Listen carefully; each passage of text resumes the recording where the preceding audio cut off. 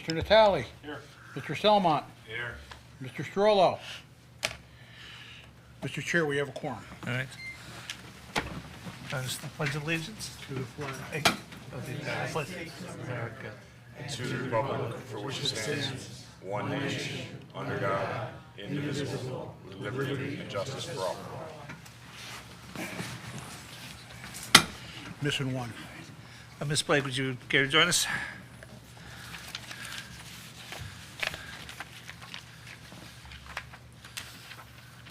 Unfinished business. Do we have anything on unfinished business? Move the minutes.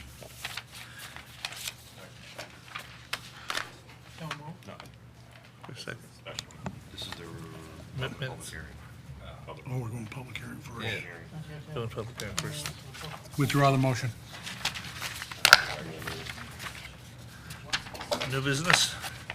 There we go. Which one do we have first?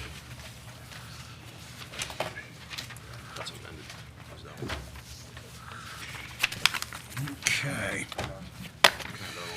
The Cheshire Planning and Zoning Commission will hold a regular meeting on Monday, July 27, 2026 at 7 p.m. at the Town Hall, 84 South Main Street, Cheshire, Connecticut, to hear the following.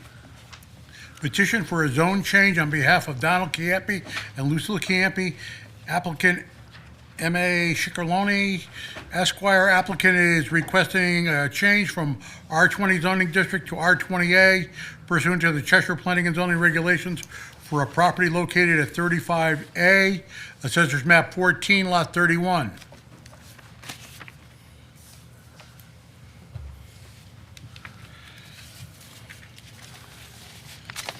Good evening, Mr. Chairman, members of the commission. For the record, I'm attorney Michael Ceccarulli. I'm principal of the Ceccarulli Law Firm. I'm a Cheshire resident. My office is located at 231 Farmington Avenue in Farmington. I'm here appearing on behalf of the petitioners, Donald J. Ciampi Sr. and Lucille D. Ciampi. Mr. Ciampi is here with me this evening, along with his son David, and they are available to respond to questions posed by the commission following my remarks. My client owns the commercial property located at 2278 Waterbury Road, which abuts 35 Rita Avenue, which is the subject parcel of this application. My client's property is zoned R20A and is the principal office of Ciampi Tax and Advisory Services, LLC.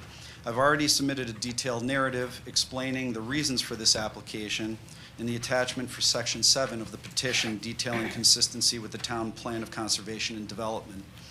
To restate this explanation more simply for this evening's record, this application is being made to facilitate a lot line revision. Countrywood Condominiums is located nearby, just over the border from Cheshire and Waterbury at Hitchcock Road and Byam Road. That complex, built in the mid-1980s, incorporated a stormwater drainage system that outfalls a large volume of stormwater runoff from the condominium complex into a ravine to its south just above Rita Avenue.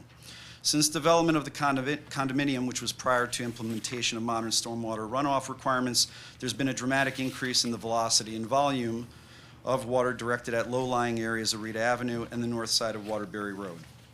My clients and the owners of 35 Rita have previously installed a significant amount of on-site drainage over the years to mitigate the increased runoff and stormwater discharge that has impacted the street and their property.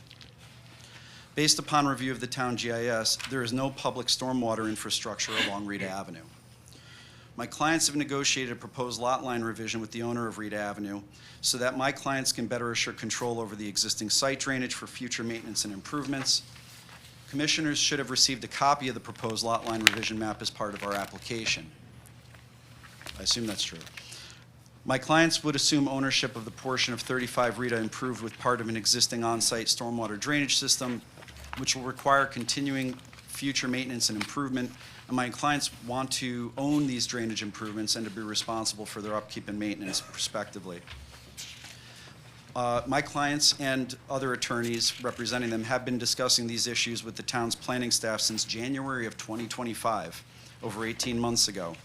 It became clear very early on that 35 Rita would have a lot coverage exceedance if it were to revise the lot lines in this manner. And the only viable alternatives to allow that to happen would be either an area variance from the ZBA or a rezoning of 35 Rita to another district that allowed a higher lot coverage ratio. For the reasons set forth in our application, We believe a zone change is a preferred option from a planning and legal standpoint.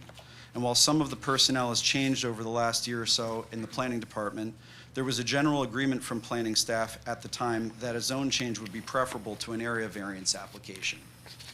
As stated in our petition, we submit that the rezoning to R20A is consistent with the plan of conservation and development. It's consistent with the existing patterns of development and zoning in the area.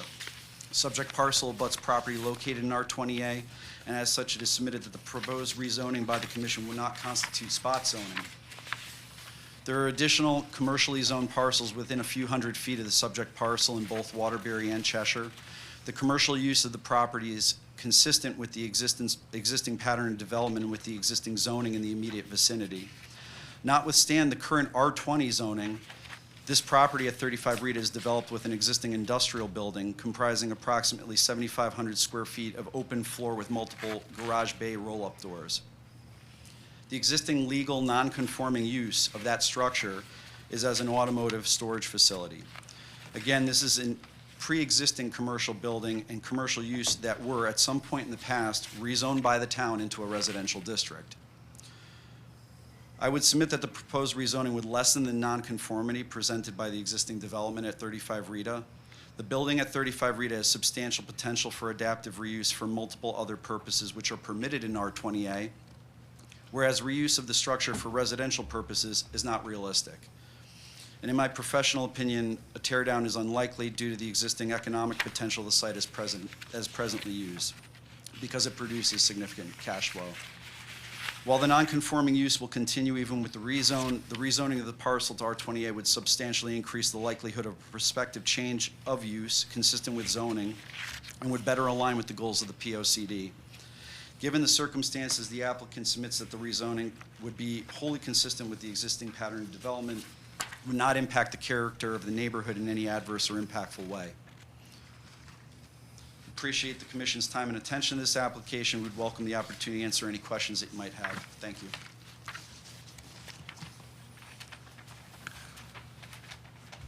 Any questions?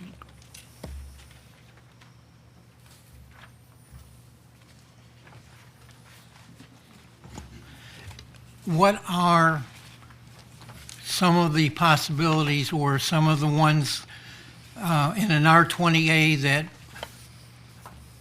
people in the room might find objectionable to? What are some of the things you could do that might not be welcomed by everyone? Well, I'll just observe that all of those uses can already be done at the property next door, which is an R20A. And that property is a tax planning and financial services business. R20A is generally a transitional zone used between residential zones and commercial districts that are more retail focused. The R20A uses tend to focus on professional services, light services like ice cream parlors, and they also include things that are a little bit different like funeral parlors. I think the most likely use of this building, frankly, is for a use that is easily adapted from an industrial use. I believe that a veterinary office or some kind of medical office or laboratory, which is permitted in R20A, is a most likely adaptive reuse of that building, just based on the kind of demand you see in Cheshire. Yeah, I'm still looking at worst case high-rise building. I know that's probably not the case, but what The property at 35 rental property, I'm sorry? residential rental property, is that a possibility? Well, right now, it's a commercial automotive garage, and it's Yes. going to be that way forever. And it's industrial, and it's next to residences. So any use that it changes to that's R20A, that's a permitted use, is going to be either a light service or professional services. I can't speak to whether or not your legal counsel thinks that multifamily is legal and possible there. I would just observe that Mr. Robertson's property, 35 Rita, is I think less than an acre, and it will be even less so if it is rezoned to R20A. So there's very little acreage available for any kind of redevelopment potential of that property. If you have my map in front of you, you can see how tiny the parcel is that would result after the rezoning, or excuse me, the lot line revision.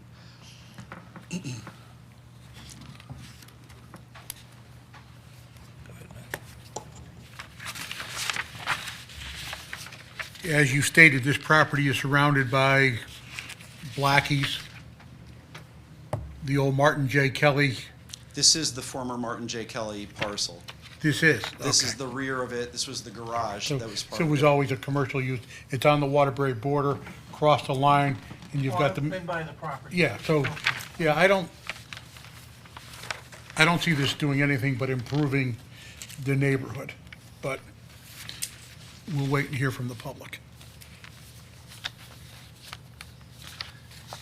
Anybody from the public?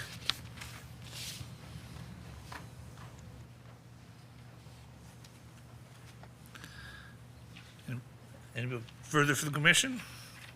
Close the hearing? Yep. Close public hearing.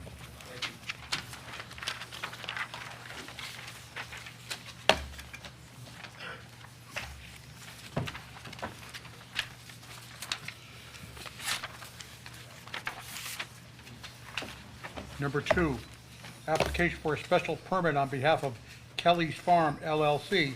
Applicant is requesting a special permit pursuant to section 3.4D.5 of the zoning regulations for an indoor event facility located at 466 Academy Road, Assessors Map 55, Lot 45 and 47, Zone R40, public hearing, that's it.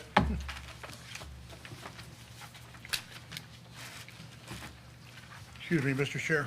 Yes.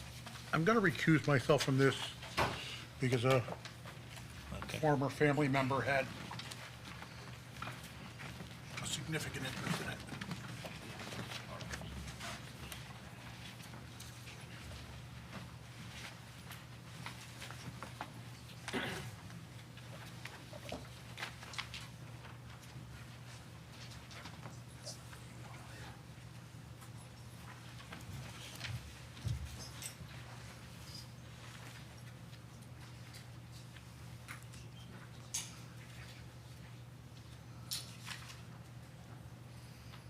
No, it won't be in the thumb drive, Lena.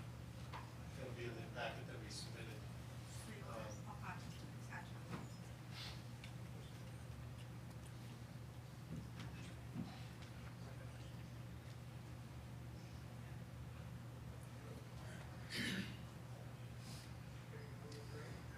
No?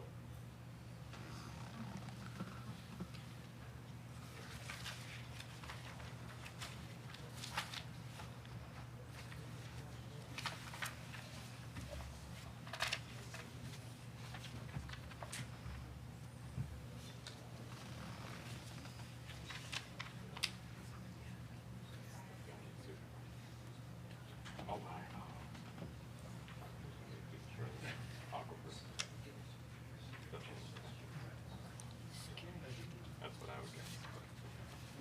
Who knows?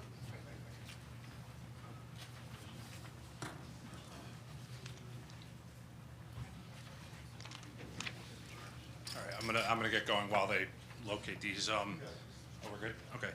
Good evening, Commissioners. For the record, my name is Christopher Russo, and I'm a partner of the law firm of Pullman and Comley, with offices located at 90 State House Square in Hartford.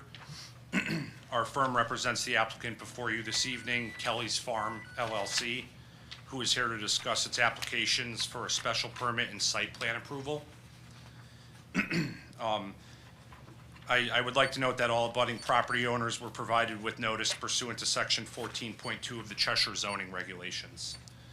With me tonight is Mr. William Cunningham, the principal of the applicant, and Mr. Ryan McAvoy, a principal engineer with SLR Consulting. Before turning to the merits, I think it is helpful to briefly recap the events leading up to the applicant's submittal of the special permit and site plan approval applications before you this evening. At the June 8th, 2026 Planning and Zoning Commission meeting, the applicant, which was formerly DEWC LLC, they changed their name, presented its petition to amend the Town of Cheshire zoning regulations as they relate to the events held on working farms. Specifically, the applicant's petition wanted to allow indoor events to be held on working farms. As I'm sure you all recall, there was a large number of Cheshire residents that did attend the public hearing and provided feedback on the text amendment petition. The applicant did answer all of the questions the commission and public had regarding traffic, building size, hours of operation, et cetera, to the best of their ability that evening. And the commission ultimately unanimously approved the text amendments to the zoning regulations, subject to certain conditions. And this included reducing the number of attendees for indoor events from 400 to 275 based on public feedback. And I also would like to note the appeal period related to the approval has since expired.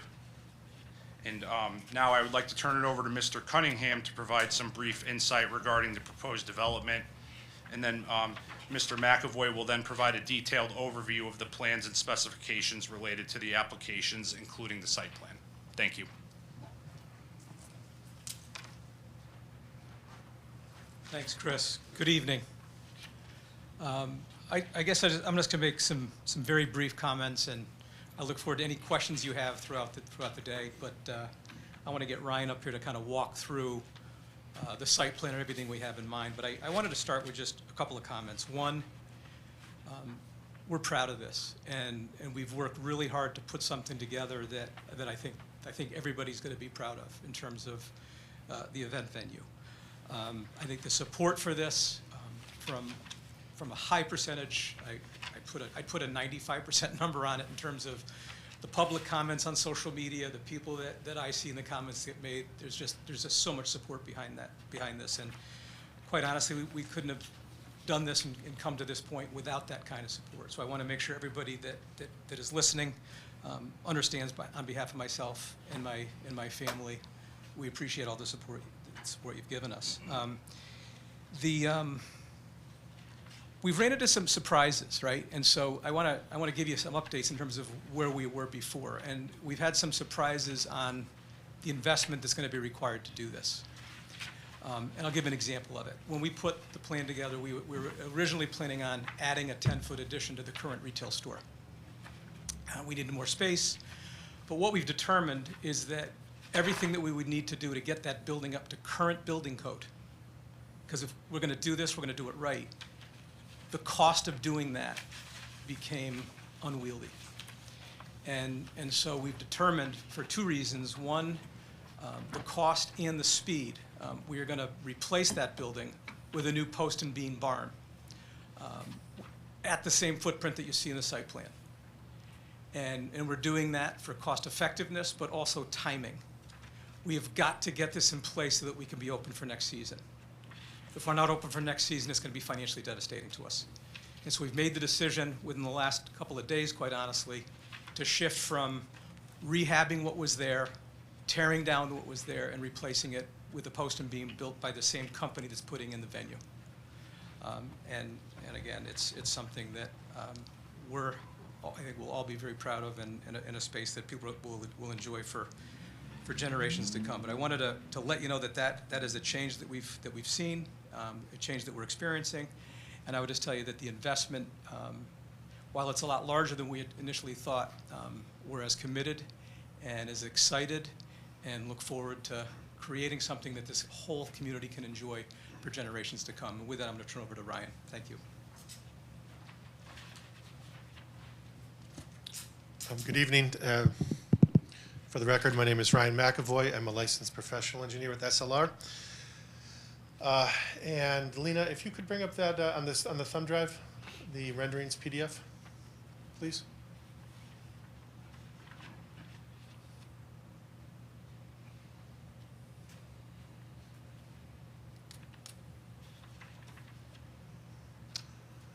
Okay, thank you. So the plan that's on your screen, and for everyone in the public, is an aerial photograph of the site, more or less as it presently lies. It's highlighted in yellow. Weiss Road runs on the western part of the site, which is north to south or up and down on this map. Academy Road runs east to west and is on the bottom part of the map. We have about 42, roughly, acres for the property. Almost all of it is presently agricultural. There is some wooded areas, floodplain on the very northern part of the property, and some buildings concentrated associated with the farm in the southern portion of the property. Surrounding land uses are R40 residential, single-family residential houses on the west along Weiss Road and Orchard View subdivision. Single-family residential homes, some agricultural on the opposite side of Academy Road to the south. One very large single-family residential home to the east. And then to the far northeast, you have Richmond Glen, which is an active adult 55 and older community that is in the far northeast corner, and a few single-family homes to the north. Next slide, please. So this is essentially zooming in on where we're focusing this application. We're along Academy Road, where the existing house, farm store, some accessory structures, including a small processing facility, a chicken coop, and some sheds presently exist, along with one single-family home that's not part of the farm right now, but those are the extent of the buildings that are on the property today. There's driveway access coming off Academy Road presently, and again, surrounded by primarily agricultural uses on the site. This property, as I'm sure everyone who lives in town and is familiar with it, is presently used for pick-your-own apples during the fall, and is pretty heavily utilized for that purpose, which Mr. Cunningham will continue to make use of on the property. Although, as we get to the next slide where we talk about our event space, we will be providing more formal parking than what exists there today. So the only structure that's really new as part of this development is the building located in the top center of the site plan. I've highlighted some of the existing buildings that are either going to remain or be relocated. The farm store is the larger building on the right-hand most side in tan. That will be slightly expanded, although it'll largely be in the footprint that it is today. The use of the farm store really isn't part of the application, but we did want to clarify that that is going to be rebuilt, but that's not where we're going to be holding the events. The existing house, sort of the old, it's a 1800s era house, will remain, and the accessory structures, sheds, are going to remain as well. We'll be relocating the chicken coop further to the south, but largely it's that building on the top northernmost, uppermost part of the site that is really the subject of this application for the event space. Ryan, do you have the ability to point those specifically? Do you have like a pointer or something? I don't, but Lena, would I be able to use the cursor? There you go, she's on it. Oh, okay. Okay. So Thanks. that- Just so when you're talking about the building, I can You know what I'm talking about. Good. Fair enough. Thank you. So that is where the event building will be placed, and the prior PDF that was up when Mr. Cunningham was speaking is the architectural plan for that building. It will be a barn-like structure, although it will be used to house weddings, special events, and things of that nature. On the far east side of the property, or on this sheet, we're going to be adding parking. There's some parking on the property today, but we're going to be adding a little bit more formal parking areas that will be used both for events and also for apple picking when there are no events. And it will have a total of 106 parking spaces. In terms of compliance with the regulations, you may recall that the prior regulations that were in place regarding outdoor events allowed for up to 400 people. Mr. Cunningham, at the text amendment for the indoor events, brought that down to 275, and we're seeking approval for an event space that would house up to 275 people. For the parking ratio, we decided to, use the regulations to the best we could in terms of the list of parking standards. And the closest one approximation was probably a church or a place of assembly like that, which requires one space per 3 occupants. So we'll have a total of 106 parking spaces for 275 people, which is well exceeds that parking standard. And for apple picking events that are not associated with any farm events, there'll be obviously enhanced parking from what's there today, and then of course any ancillary parking that would exceed what we have, which is park and lawn areas, as it does presently. But we have enough parking spaces, formal parking spaces, to support the event space and then some. In terms of utilities, all the buildings on the property today are served by private wells. We're going to be bringing public water in to serve this. The building will be sprinklered, which is important to note. And we are bringing a hydrant into the property to certainly aid the fire department in the event of an emergency. The building will be served by a septic system, which we show on the far left side. It's a long linear, sort of a gray box that we have there, and it's sized for 15 gallons per person, which is a very sort of conservative approach. And we have reviewed this with Chesbrough Health District, and they have given their consent to the application as proposed and granted feasibility for the event space. Storm drainage, there will be obviously increases in pavement, so there'll be increases in runoff that we're mitigating through use of small, shallow stormwater basins, which will be located on the east side or the right side of the parking areas, and those are sized so that there's no increases in runoff for any major storm event up to the 100-year storm. There will be, of course, site disturbance to construct that parking area, so we include sediment and erosion control measures, which consist of hay bales and silt fence, and we expect that the site-related construction is going to be relatively minor on this and can be done relatively quickly, but we do have to obviously provide for drainage and sediment erosion controls from the proposed improvements. We are modifying the driveway a little bit too. I'm sure many of you recall that this property was subject to a subdivision application about 6 months ago. And we are sort of realigning the driveway somewhat to maximize the sight lines looking both to the right and to the left coming out of the driveway today. If you're in a sedan coming out of the current farm driveway, you kind of lose a smaller sedan along Academy Road. So by shifting the driveway exit over some 20 feet, 30 feet, you actually can see all the way up Academy Road past Weiss Road. So we thought it was important to sort of mirror or mimic what we had done on the subdivision application to provide the safest sightline that we could from the site driveway. In addition, we also provided a traffic summary or traffic study where we analyzed the proposed use against current traffic conditions both during the weekday and on the weekend to see if there's any impact on Academy Road or if there's any negative consequences from the event space on the property, and found that anyone entering into the site will be able to enter into the site at level of service A.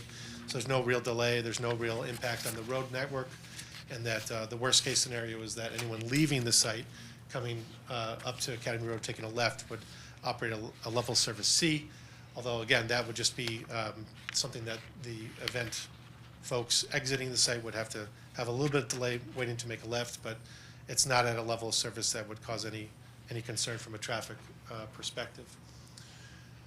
So again, we're trying to accomplish a couple things with this site plan. One is to meet the general guidelines and the zoning regulations with regard to number of parking spaces, location of the event space with respect to adjacent properties, and provide adequate access and maneuverability for emergency vehicles.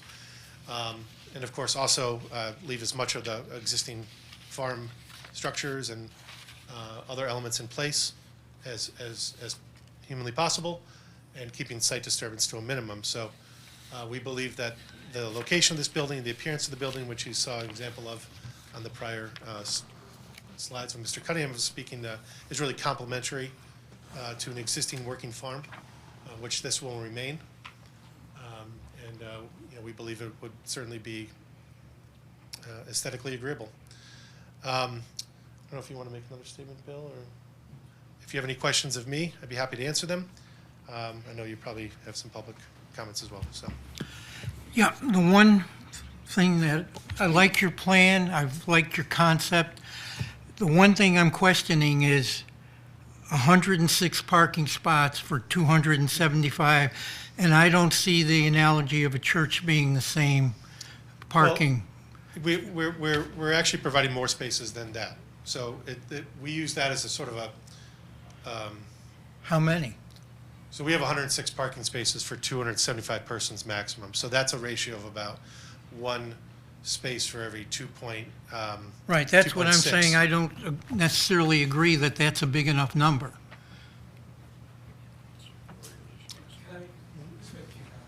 So, first and foremost, the zone reg says we can have up to 275 people. Yes. I will tell you that the space that we're putting in, if we had seated guests, we cannot have 275 guests at an event. We're really, our sweet spot's gonna be 150 to 180 guests. 275, if we were to go to 275, we would have to have an event where people were more of a standing type of a situation. So, and I would also tell you that when you go to a wedding, you're not really going to a wedding by yourself, right? And so I think 106 parking spaces, and then having some overflow for the caterer and a few others outside that will be fine.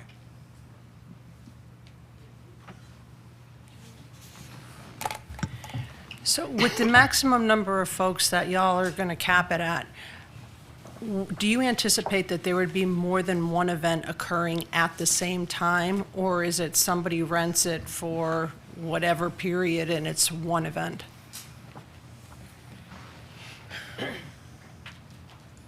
It's hard for me to imagine a scenario where we're having two events at once. Okay. I would never say never. I think the example folks gave before, well, what if you're having something inside and somebody's, wants an event outside at the same time? Well, this isn't even a supplemental application for outdoor events. We haven't even applied for that. Obviously, if people are picking apples and going to, using the store and buying pumpkins, there'll be people outside. Right. But again, I can't imagine having a wedding where you've got people picking apples at the same time. So I that's just not- didn't know that's if not the plan. I apologize. I just didn't understand if the construct of the barn Yeah. is structured in a way that you'd have a wedding Now, over here there's and there's a wedding space. Yep. There's a separate area for a cocktail lounge, because what'll happen if people, we're hoping that on good weather days, you'll have outdoor ceremony, if people want to actually have the ceremony there. If it's inclement, they'll come inside. And then we'll have the cocktail area for folks to go to as we're basically reconfiguring the tables. You need storage, right? You need men's and women's bathrooms. You need a bridal suite. Right. So those will all be in that same Okay, footprint. I just didn't know if Yeah. it was going to be No, constructed. We're not building for multiple, we're not building for multiple Perfect. at the same time. Thank you, sir. Lena, using the town's calculations for parking, how many parking spaces would they be required to use for the size of their building now, or required to have? So they have more than enough parking under our regulations, Cheshire's regulations? Okay.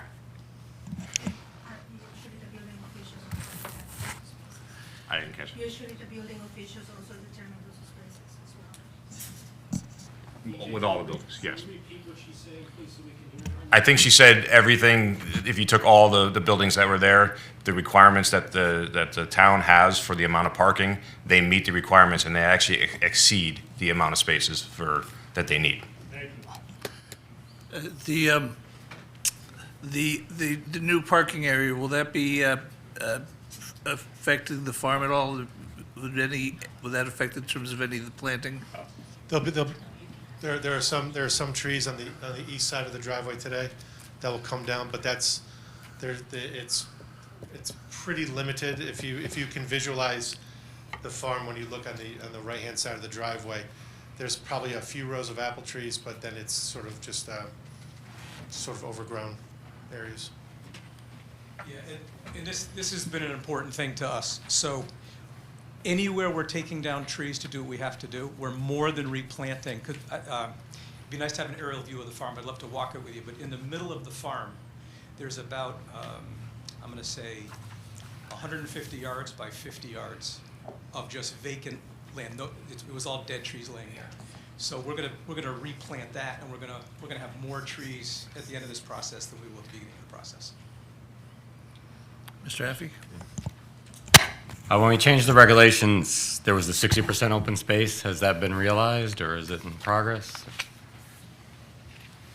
So as far as the 60%, we are pretty far along with the town in the land trust to negotiate those documents. But obviously, I hope you all would appreciate this conditional approval. Okay. With that has to come first, because we can't sign anything and lock up the land without having our special permit approved. Okay. Would it come before us again, just to make sure, or administrative, or? It would be a condition where it would say we would provide you with a signed copy Okay. of the documents. Thank you. So, There was a letter from somebody in the public looking for assurance on the septic. It sounds like the septic is even bigger than it needs to be. Can you touch on Yeah, so. size and everything? So, when sizing a septic system for a space like this, there's, you know, you won't find a category in the public health code that says wedding venue, X number of gallons per guest, right? So we sort of read between the lines and we review it with the local health department and, if necessary, the State Department of Public Health to arrive at a reasonably conservative estimate for sewage. So, in this case, if you potentially analogous, and we didn't follow this, but again, if you look at a church with social events where meals are served, you would design it for 5 gallons per person per day. Now, we're designing this for 15 gallons per person. We're not going to be cooking on site. That's important to note that this is not a cooking facility. They're not going to be doing any food prep. They'll have a warming kitchen, but all the food prep will be done off-site. And that really has a significant impact on the expected sewage flows from this use. At 15 gallons per person, if you think about it at a wedding where food is not prepared, where there might be some double bay sinks or something like that, it would seem to be very conservative, in my opinion, and the health department's opinion, and should more than be adequate to serve this. So use. the health department stated at least 2,000 gallons a day. Yeah, we're at 4,000 gallons. Yeah, well, that's what I was, so 15 gallons per person times 300 people, because you got 275 plus staff or whatever. Yeah, it's 4,500, but 4,000 is more than double the minimum required by the health department. Well, what they're referring to is the threshold for when, you know, different design criteria are in place. But either way, 4,000 gallons per day. We're gonna meter the flow as well, so that way we can kind of check and make sure that it's within the Yeah, okay, within that limit. thank you. Anybody else from the commission? Yeah, so just going back to what Mr. Affey was saying about the open space. So when I read if we decide to move forward and vote tonight, when I was looking at the motion, we should add something in the motion indicating that, I just mentioned to Attorney D'Onofrio, and Attorney D'Onofrio is adding section 14 for open space, and section 15 for conservation easement in favor of town and land trust to be executed, and trust to be executed and worded.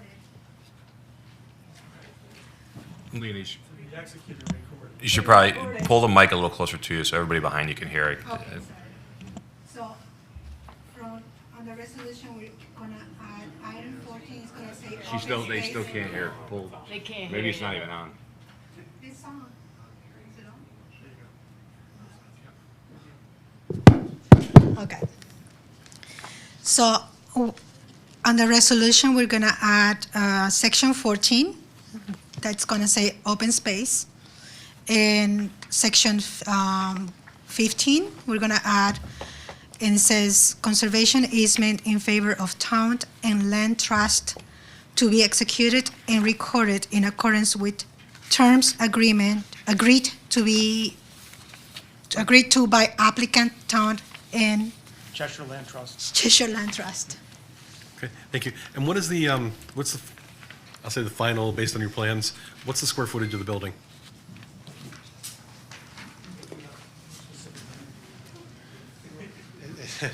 It's approximately 8,500 square feet. Just under that, but yeah. Thank you. Anybody else in the commission? Members of the general public? Please, when you come up, give your name and address for the record. Carolyn Williams, 92 Talmadge. I just have a couple questions. I'm assuming the parking will be illuminated? You got just the. Oh, the parking, will the park, I did not go to the other meeting. I didn't know about the other meeting. This is my first, so there's a lot I don't know that you guys do know. will the parking be illuminated? Lights? They just indicated what the parking was going to be. Excuse me? They just eliminated, there's going to be 106 spots. Oh, Lights, lighting. I think it's parking, I'm sorry. Do you want me to find, oh, well, with the pleasure of the chair, I mean, do you want to hear all comments, questions first, or do you want to? Yeah, let the person speak, the member of the public speak, then we address them. Okay. Will the parking be illuminated? If so, all the time, every night? Is it shut off? Is it, how does that work? The other thing, you mentioned the store getting expanded. Will it still be used as a store? That's not the subject of tonight's meeting. It's the property. We're discussing this property. Yes. Sorry. You moved, okay. So does this mean that there will be so currently it's for an indoor venue and the music, will all be inside? I kind of get the impression that there will be another stage where you'll have outdoor events and therefore the sounds will be outside. That's correct, but tonight's for the indoor venue only, that's the subject Okay, matter of the it's just meeting. hard to find out if you're not on social media. It's hard to find out about these meetings. Okay, that's me. Do you mind if I just address, because I think I owe you an answer. I want to make sure. So just a couple of things. We could have just come and applied, because we were allowed to do an outdoor venue from May 1st to the end of October, and have outdoor music. I think it was 3 days a week for up to 400 people. I did not want to do that. I didn't want my name associated with that. So in doing this, we said if we're going to do this, and we need to have additional revenue to support this farm, where it's not going to be able to continue, a venue is the way to go. And we wanted to go indoor for the reason that you just described. All of these, Bishop's, Hickory, Norton, there's times when there's the retail store, they're selling pumpkins, and there might be somebody there playing music, but that's always been the case. But in terms of weddings and all, if we're going to be doing it indoors, the whole reason that we're making this investment, it would have been a lot cheaper, quite honestly, just to do outdoor events, but we didn't want to do that. And I think we want to have something that's really neat for the town and people are going to want to use. In terms of lit parking lot, we haven't finalized all of our landscaping, lighting, and all that, but clearly you have to make sure that if people are walking the parking lot, they can see. We're also going to make sure that it's minimal. We're not looking to brighten up so the neighbors are looking out and seeing this lit parking lot. It's going to be done the right way. It's going to be subtle, but it's going to be safe. Is the best way I can describe how we plan on addressing parking. And in terms of the store, think of the store that's there. If you've been to the Norton store in the past, we're looking to replicate what was there. And we'll probably add some new ideas and new things, but we want to carry on the tradition and bring some new ideas to that store as well.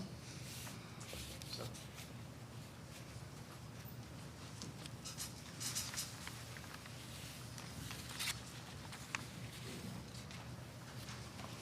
Peter Grant, 30 Judson Court, right across from Academy from the property. What I've heard this evening is a lot of calculations around parking with the indoor event space being related to sizing that parking. In other words, calculations based on the attendance of the indoor event. But it's ignoring the likelihood, especially based on an expansion, parking required for the indoor store. So I'm wondering, how does usage of the store mate with parking requirements of this indoor venue, and what is the true parking requirement to satisfy both? Is that mic on? I'm having trouble hearing everybody. Or could It's a little everybody easier when you talk stick your mouth louder? right by the Thank you. microphone. Thank you. I So appreciate that. 2 inches away is preferable. Great. So with regard to the events, when there are weddings, uses of that event space, the intention is that there's not going to be any apple picking. Will somebody use the store? Perhaps, but it will be very minimal, I'm sure.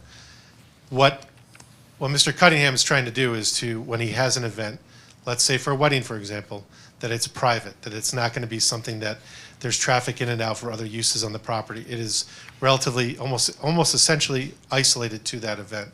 and there will be no apple picking, general public access to the farm during those events. So they really won't coincide in a manner that would result in any parking deficiency. And I will say this, that right now there's very limited parking on the property, maybe half a dozen to a dozen formal spaces, and then apple picking just they kind of just park all over the place. Obviously, with this plan, it will only really enhance the ability for non-event apple picking parking situations. So we certainly don't believe there's going to be any conflict between what we're seeking approval for and the otherwise normal operations of the farm.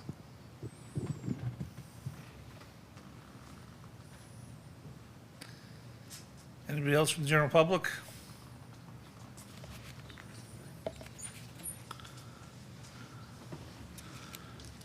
And next, oops, sorry. Doug Levins, 72 Chipman Drive. I just wanted to show my support for the project and for the special permit because I think that they've come up with a unique way to help Cheshire keep its farming heritage, but at the same time still be able to figure out how to manage the day-to-day operations to keep it financially viable. So I'm in favor of this project. I also have 2 other emails from people whose properties abut the project. I'm not sure if am I allowed to read the emails as well? Okay. So the first email is from Kelly Lentz. The subject is Kelly's Farm, former Norton property. Kelly Lentz, 125 Richmond Glen Drive, Cheshire, Connecticut. Members of the Planning and Zoning Board, I am writing in favor of the former Norton petition. I was thrilled to see the farm preserved and understand that a working farm needs to have additional resources in order to survive and thrive. I believe Bill Cunningham, a longtime Cheshire resident who has done much to support our town, and the new members of the Hickory Hill Orchard, David Esposito and his wife Susan, when they say that they want to be good neighbors so that an event space is needed to make this happen, I'm in favor. I believe they will do the right thing to balance the needs and the needs of their neighbors. To me, hearing a little music and knowing that families are celebrating special moments is a good trade-off to keep our farms in Cheshire. From Kelly Lentz. The second email I have is from Jody Heritage. She is also 125 Richmond Glen Drive in Cheshire, Connecticut. I support Bill Cunningham and his partner in this development of Norton Farms. To me, it's a partnership between keeping the beauty of the orchards along with combining venues that will tastefully enhance an event venue that will benefit Cheshire as well. Jody Heritage. Thank you. Thank you.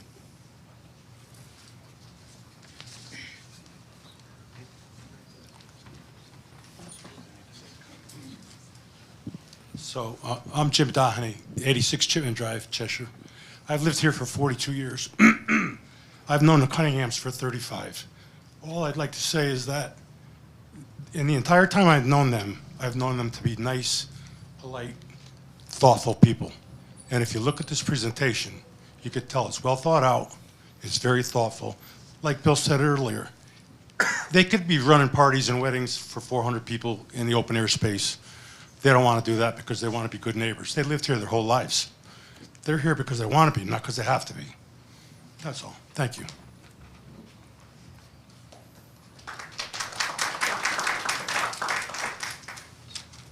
Chris Garrity, 160 Richmond Glen.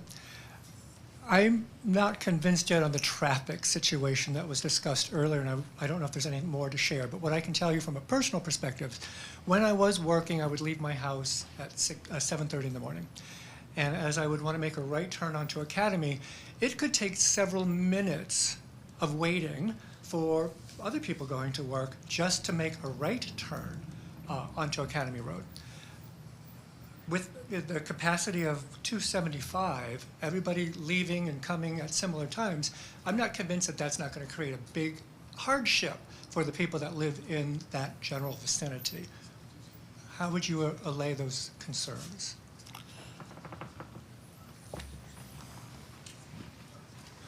So again, we submitted some documentation regarding the impact of the event space. Now, I will note that anecdotally, the farm during apple picking season has way more than 275 people coming in and out. We didn't run any models with the apple picking use because that's sort of a historical activity of the farm itself. We look specifically at how a special event with 275 people max, of course, many will be smaller than this. What impact would that have on vehicles trying to enter the site? Would there be any delays from a vehicle that's traveling eastbound towards South Meriden Road and Yalesville Road? Would there be any delays in them making a left into the site? That would be sort of the turning movement that would be more impacted than, say, a vehicle traveling from Meriden into the center of town, making a right in. Obviously, making a right in is kind of a no-brainer. But the vehicle making a left into the site will be able to enter at a level of service A, so essentially no delay. They may have to wait for a car or two to pass before they're able to safely make a turn into the site. That's really, I mean, it really doesn't get any more straightforward than that. And we do believe from discussions with the Perrys, the former Norton Farm owners, that, you know, on a good apple picking day, they'd have well in excess of 500 people. Now, that would be over the course of the whole day, so we're not trying to make a comparison, but we're looking specifically at an event where you have most of the people coming in and out within the same hour. So that's sort of the way we looked at it, and it really operates fairly well at that location. Now, the traffic report that was submitted, did it address the hours that the events would likely be in terms of the Yeah, so traffic? we looked at it against a weekend peak hour, afternoon, and a weekday peak hour afternoon. We didn't look at it against a morning. We don't expect there's going to be a lot of morning weekday weddings. Probably not, Bill. So we didn't really look at it that. We looked at it against the afternoon, weekend and weekday traffic counts that we had. Thank you for that. However, I do not agree with, you might have to wait for one or two cars. That is a grossly oversimplification of the reality of the traffic that residents in the community will experience with high-capacity events. That's common sense. And I've gone to the farm stand for years, mostly in the autumn. I don't see that kind of vehicles in that small parking lot that would align with the previous statement. Moving on the site plan that was posted here with the attractive building, on the site plan, there was something shaded, kind of pink right behind it. What is that space used for? Patio. How is the patio going to be used during events? Outdoor patio. And what's the capacity of the patio? We're limiting the event space to the 275 persons max, so. Plenty of room. And what kind of noise protection is there for 275 people drinking cocktails outside on the patio?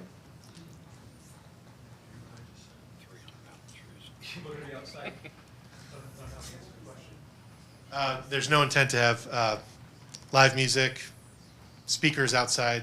There'll be people talking. That's about the extent of it. Ryan, one thing I think you should note too is this is in the middle of the property. There's 300 apple trees buffering all directions? 15,000. At least. 15,000 trees? 15,000 trees. The closest neighbor is Probably 600, maybe 800 yards behind that. the closest neighbor, which is that sort of black and white box to the lower left of, that's Miss Phyllis Perry.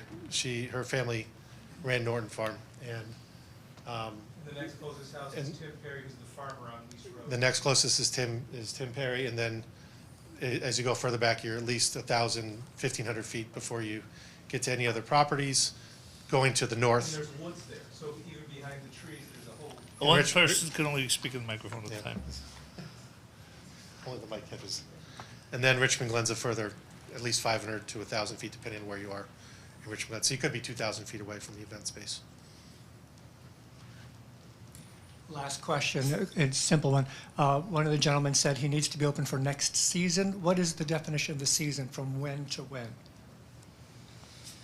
So next season would be, so we're out of commission for this fall. There's going to be no production this fall, so it would be next You June. mind talking into the mic? So Next June, Thank you. we would need to have the retail store up and running to be able to sell and be open for business, to create some inflow of finances versus all this outflow of finances to keep us afloat.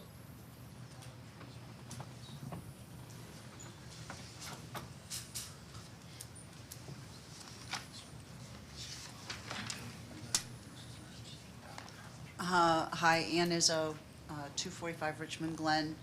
One of the questions I had was about, you said you're going to move the driveway 20 to 30 feet toward Wallingford, whatever direction that really is. If you do that, it's already kind of close to that turn. Aren't you kind of creating a traffic issue here? Because you come around that turn, and the driveway, really, you get your car straight, maybe 2 car lengths before you're in the driveway as it is. So if it goes over that way, I wondered if anybody had looked at how close that becomes to that turn. And then the other thing I was gonna say is more of a suggestion. The lights, which living in that area, I can tell you will be annoying. Can you look into maybe something that's motion censored rather than on all the time? Just a random request. So one of the elements of our traffic report showed the available sightlines looking from our proposed driveway shift, again, about 20 feet towards Weiss Road. And we can see in excess of 800 feet in both directions, which would be way more than what is needed to see intersection sight distance criteria from the DOT for the 85th percentile speed on the road. We would need to see about 500 feet plus or minus, and we can see over 800 in both directions with the driveway shift.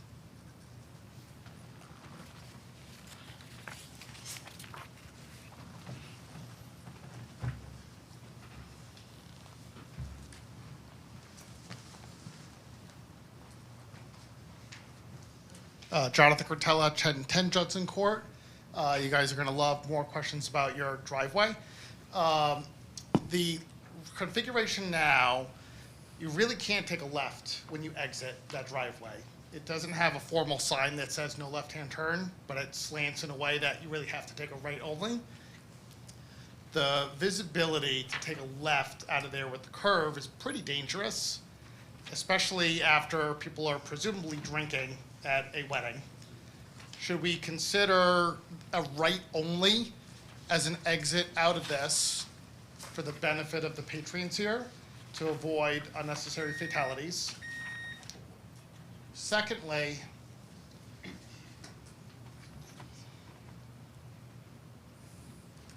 I promise I had a second question. Oh, hours of operation. What are the restrictions on hours of operation here, and what's your intent for hours of operation? So with regard to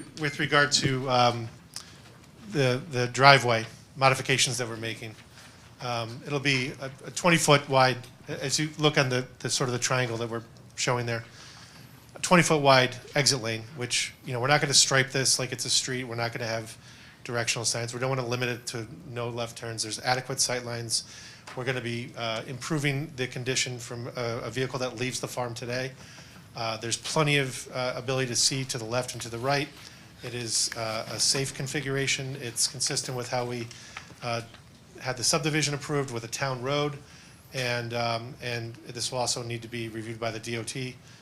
But we believe that the improvements that we're making are create a safe driveway condition for this use. And did you want to address the hours question? Sure. So, I mean, keep in mind, it's going to be an event, so it's when do people want to have their weddings? And so a typical wedding, I would have to imagine the ceremony is going to be at 4 o'clock in the afternoon, 4:30, reception following 6 till probably 10, 11 o'clock at night. I think the zone text regulation says that music can't be played after midnight. I think that's the only hour of operation thing that I remember in it. But if I would think most weddings, people are gone by 11:30, from my experience. Respectfully disagree on the safety, and I would encourage you at 11:30 at night to take a left-hand turn out of there and experience it for yourself.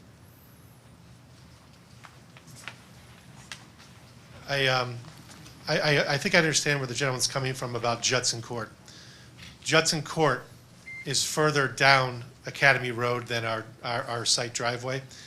And I've come out of Judson Court, and I could tell that making a left-hand turn out of Judson is limiting because of the high point that exists in Academy Road. That high point is where our driveway is, so you can see completely adequately, almost all the way to where Academy Road veers off towards Talmadge. So again, you could see over 800 feet looking to the left from our driveway and 800 feet looking to the right. So we are a different vantage point than Judson Court is, where they are limited in a manner that our driveway's not.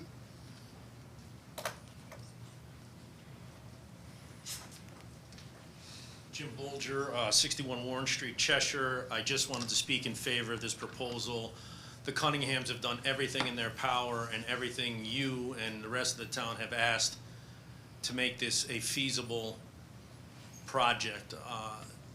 The stewardship of this property couldn't be in any better hands than it already is.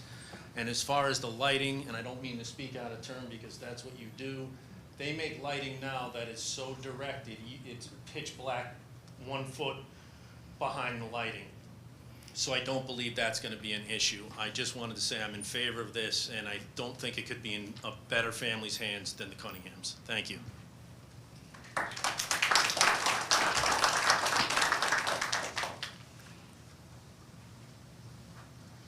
Good evening, everybody. I'm Rob Roach, 269 Redwood Lane, Cheshire. On behalf of my wife Vera and our family, I just want to say this is a very thoughtfully done project. It's a project done with a lot of heart and soul by a wonderful family. I have 2 grandsons, and my dream would be invite them to our home and pick apples at Kelly's Farm, or my daughter to get married at the venue at Kelly's Farm. This is a great family making a huge commitment to our community, and our community's changing. It's really changing fast. Go up and down Route 10. Are you pleased with every single thing going on Route 10? Do you really want to see 25 homes in this parcel across from homes that were built across the street on Weiss Road? Or do you want to see the character of Cheshire preserved with a vision that's so thoughtfully done that our families can enjoy for generations? I mean, it's a great project. Every care has been taken to respect the community, be a good neighbor. Get on board. Get on board. This is making a difference. It preserves the character of our community. We're on board. I hope you all can be on board as well. Thank you.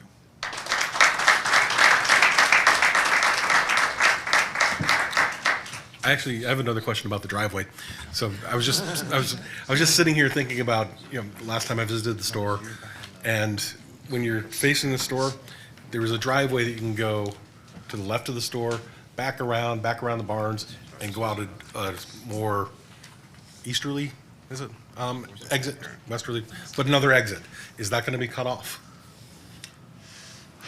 There is an old exit.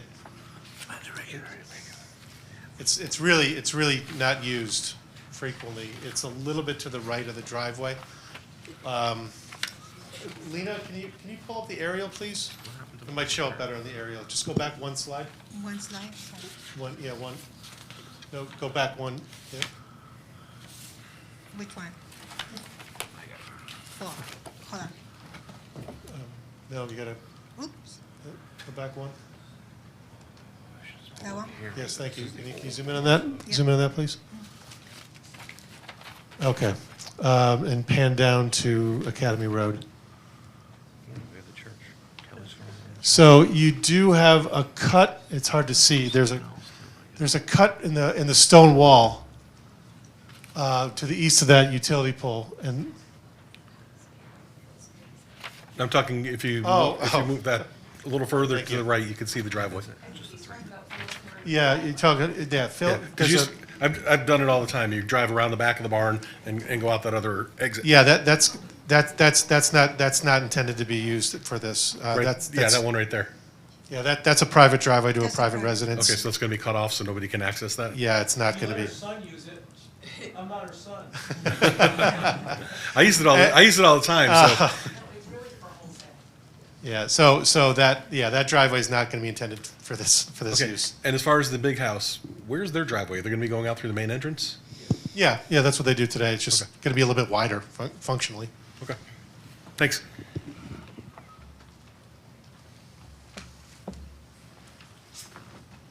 Anybody else from the general public? Anybody else from the commission? Close, please. Oops, oops. Somebody's,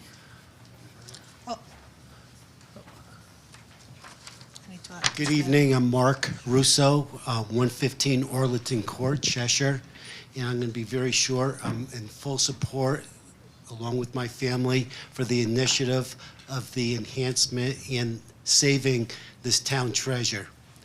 It will become even more of a treasure with the beautiful facility that they plan on building. So I'm in total support. Thank you very much.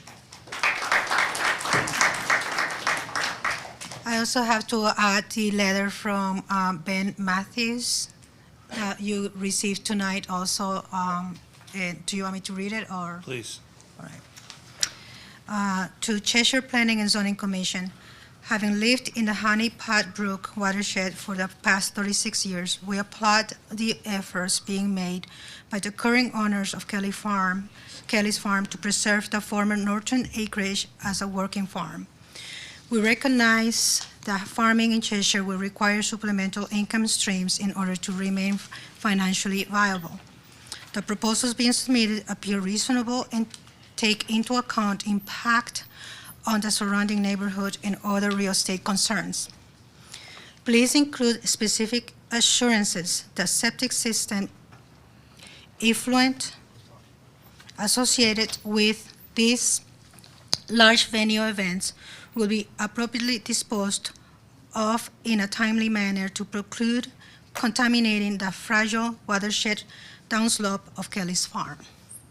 Thank you for your efforts in finding a balance between preserving open acreage and recognizing the need for responsible change. One last time, anybody else? Please, public hearing closed. Number 3, application for a special permit on behalf of Eric Busey, applicant. Applicant is requesting a special permit pursuant to section 3.4A.3 of the zoning regulations for a church located at 1146 Waterbury Road, assessors map 41, lot 96, 95, 94, the zone R20. I get the call if you want me to do it. Application for a special permit on behalf of Eric Bucci, applicant, Stephen Gudice, agent. Applicant is requesting a special permit pursuant to section 3.4A.3 of the zoning regulations for a church located at 1146 Waterbury Road, zoned R20.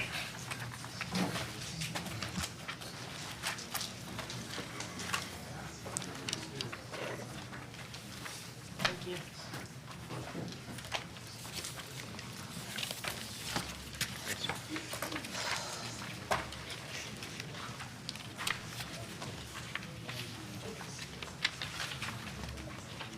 He waited. He came.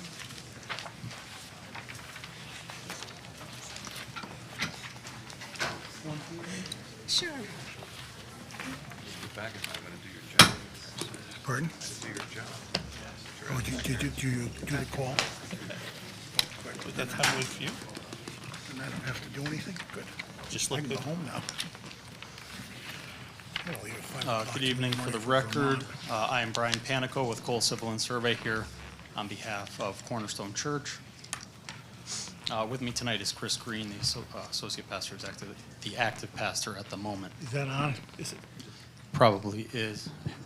Have this problem every time. All right, so Lena, if we go to the next slide there. So this is just to get our bearings as to where the church is located. The church itself is 1136 Waterbury Road. It is a R20 zoned parcel. Also associated with this application is 2 other parcels to the south of the existing church that they have since purchased in an effort to make this expansion. Those two parcels are also zoned R20, as well as the surrounding property to the west and to the south. Lena, if we go to the next slide. So 1124, I'm sorry, 1136 is the church, but 1132 is a 1.3 acre parcel, 1124 is a 1.3 acre parcel, and then the current church parcel is 9.1 acres. Waterbury Road runs north to south. On all of these slides, north will be up, just for your orientation. It's just north of the intersection of Highwood Manor and Waterbury Road. And in this aerial image, you can see the existing church there with their existing parking lot in the front yard into the north of the building. The intention is to effectively utilize the two parcels that they've since purchased in order to expand their parking area. Thank you, Lena. In the light yellow is the existing church. The two additions to the church are shown in that orange color. And you can see we have a connection to the existing parking lot that continues down, thank you, Lena, and encompasses those two other properties.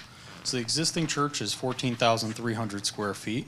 The proposed additions make up 25,780 square feet. So the total size of the building will be 40,000 square feet, a little over 40,000 square feet.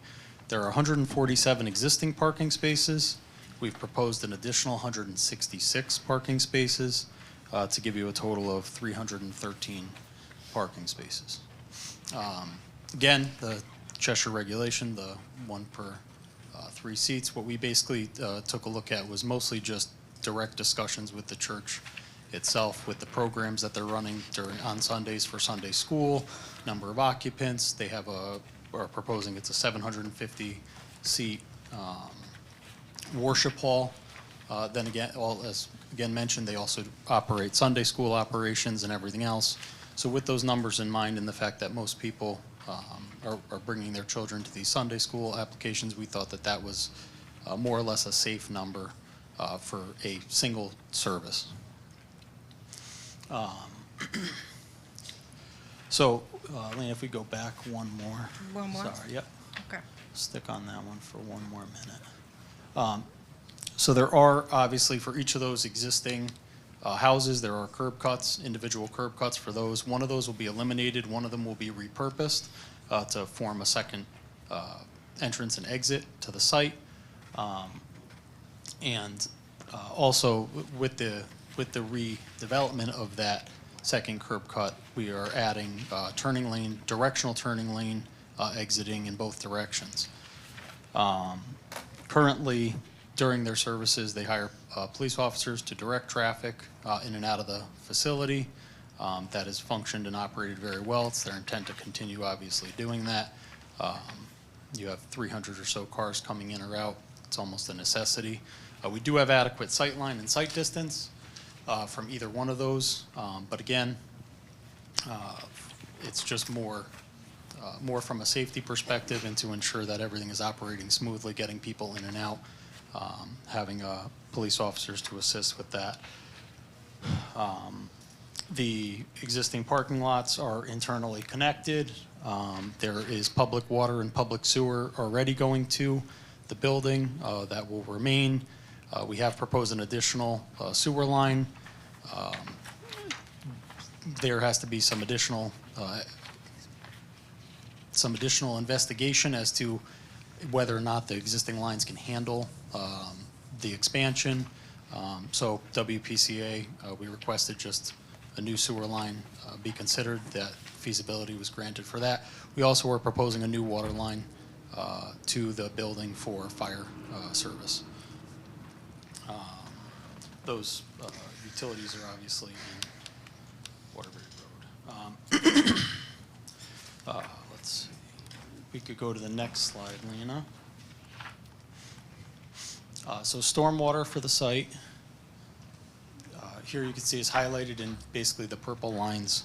So the existing church and the existing parking lot is all handled by underground infiltration systems that are already located underneath those parking lots.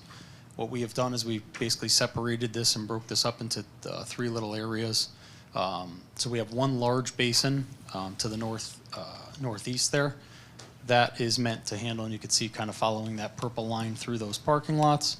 There's a series of catch basins, and everything in the roof leaders to that building will connect to that. All the storm drainage gets funneled down to that basin.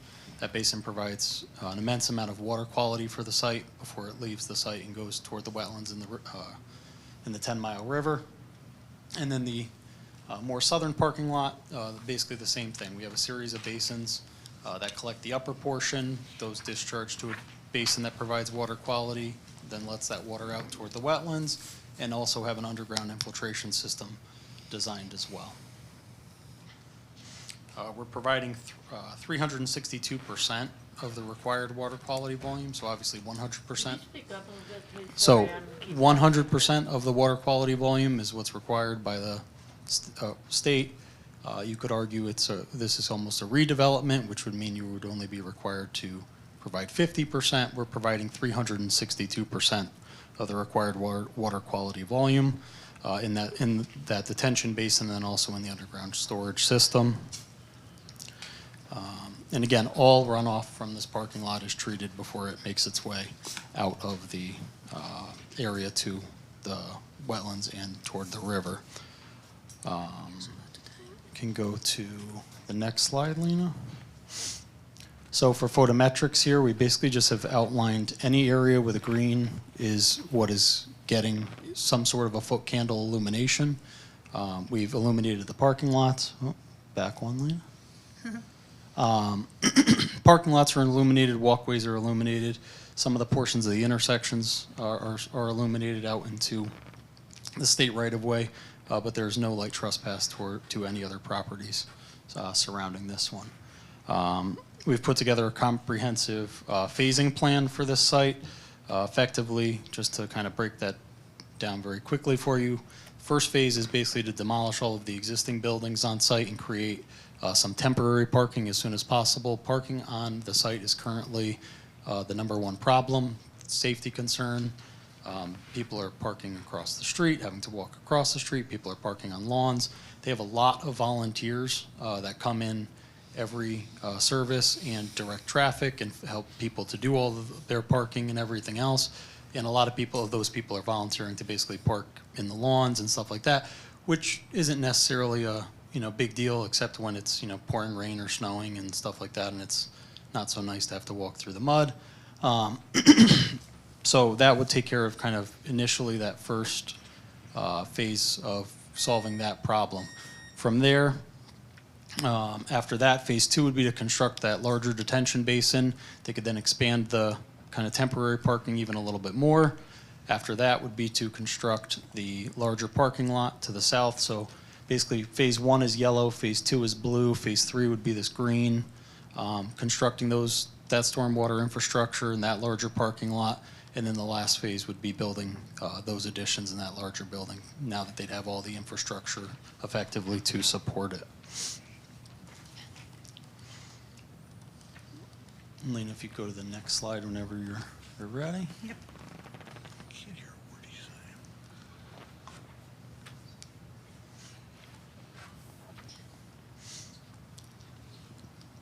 So trip generation, the increase of the plus or minus 300 seats, to the worship center, worship hall, adds about 218 peak hour trips if every seat is filled. That would be a total of 545 trips, peak hour trips. That's ins and outs. That's a 10% increase in traffic to Waterbury Road. What the traffic engineer has gone through and done is he's looked at the level of service at the two major intersections, so Waterbury Road and Route 68 or Prospect Road, and there's no level of service change at that intersection with those volumes. They operate at a level B. They'll continue to operate at a level B. Waterbury Road and Marion Road, they operate at a level A. There's no change. They'll still operate at a level A. The only affected level of service would actually be the in and out of the church itself. Obviously, you add another 200 cars, there's 200 more people that you have to wait for to get in and out of the church itself. So, and that generally operates right now as a level A for people taking a right and a level C for people taking a left out of the church. That's where the use of and assistance of having the police officers to help guide that traffic has really benefited the church. They're going to continue to do that, as I've mentioned. And also in separating those lanes and adding a dedicated right and left turn only lane, that will actually help to mitigate some of that increase and some of that loss of service as well. Crash data is basically shown here. Average crashes per year at the church driveway. There was one in 2022, and there hasn't been any since. Again, with having a police officer direct traffic, that usually deters that kind of incidents. And for this being a state right-of-way, having 7 total crashes in the general vicinity on average a year is as to be expected, I guess is the best way to put it. So we don't foresee this development having any negative impact on traffic in the surrounding areas. This is the general floor plan. So again, the existing church right now where you see in the blue, that's the existing worship hall. That is going to be utilized for youth worship services. The red is the new worship hall. All of the Sunday school is shown in purple here.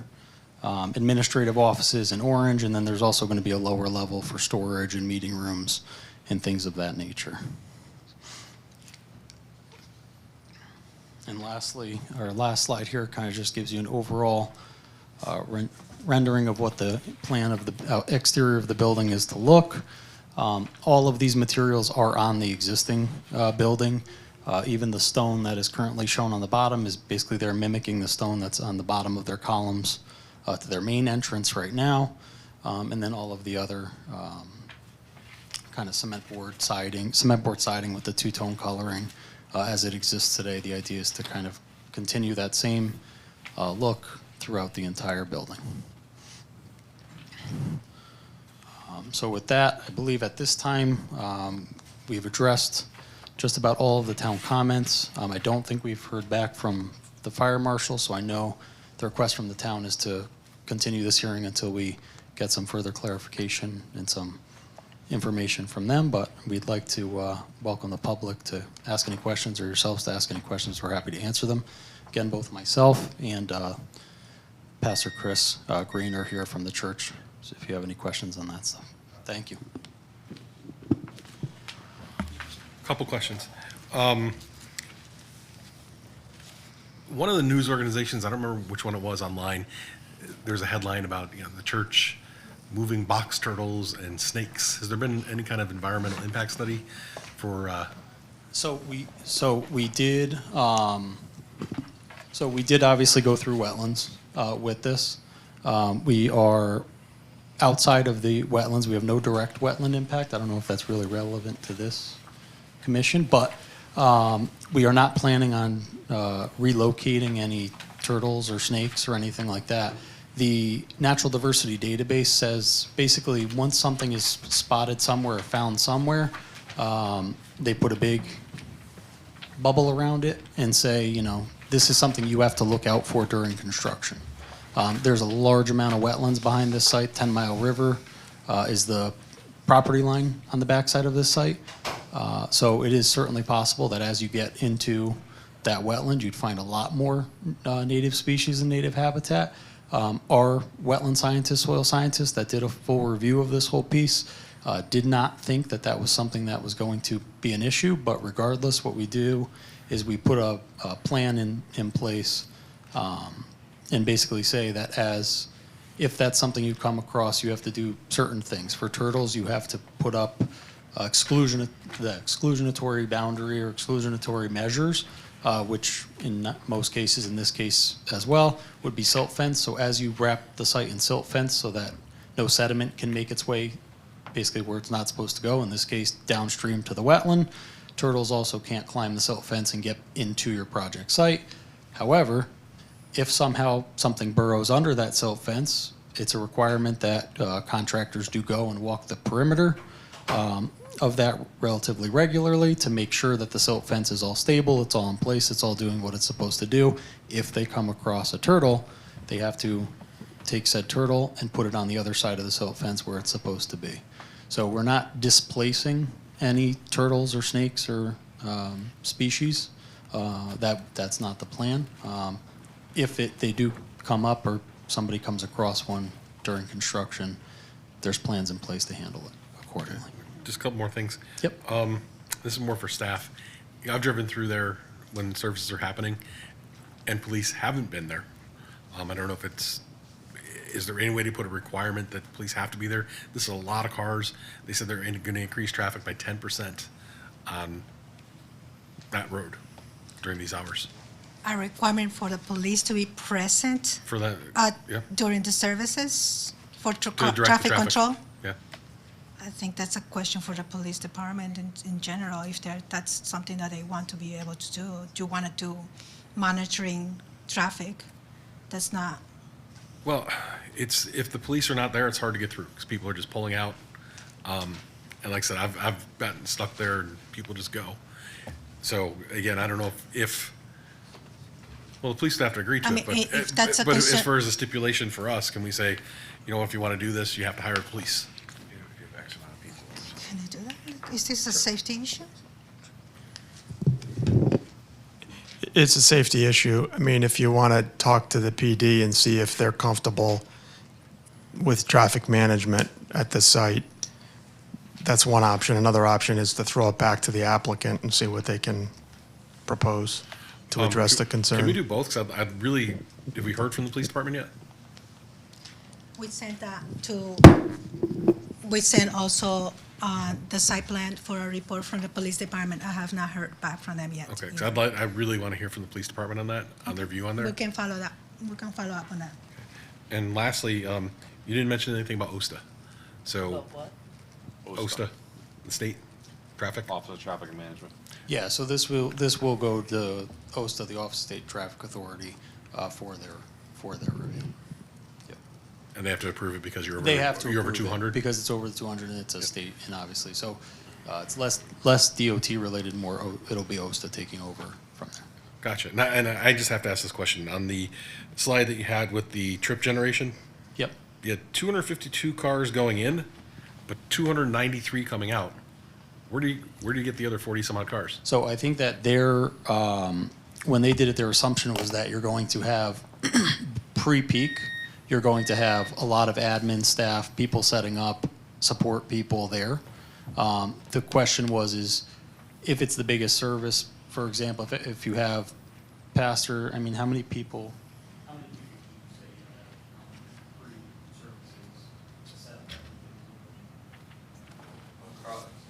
Across the four services, we have between about 60 people on a Sunday, across the board. Not all, they don't all come and stay at the same time, but they're spread out across the four services. So basically the exiting, so entering, you may have, let's say, 20 people, 30 people show up prior to the first service. But then the idea was, how do we balance that and say that, you're going to have, obviously, people showing up off-peak, then you have your service, and then a lot of those people might leave. So to be more conservative and as conservative as possible, we added those people back in at the end. As exiting traffic. Thank you. Yeah. So the plan that's in front of us shows 5 phases. Can you give a sense of how long each phase is expected to take? Is this a multi-year project? Is it a 6-month project? I believe it was multi-year So the intent is that first phase of the demolishing of the buildings and the getting some additional parking facility out there so that there is adequate parking for the site as it exists today. That's really the priority. And then as the funding and everything is available to come in, then they can start developing these other parking lots and developing this addition. It's not something that they're going to be able to kind of like put a shovel in the ground tomorrow and be done with next year.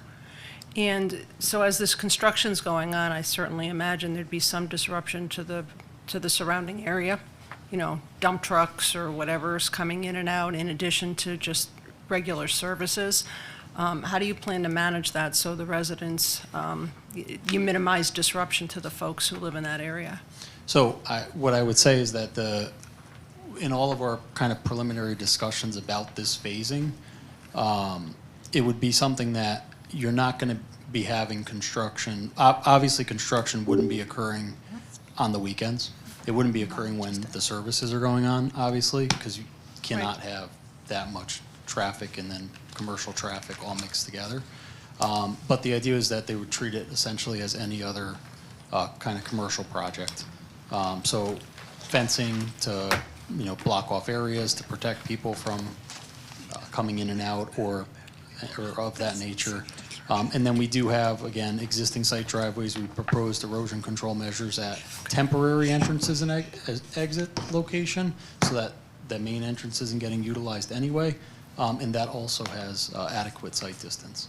So to kind of protect residents from dump trucks pulling in, pulling out, stuff like that. Thank you, sir.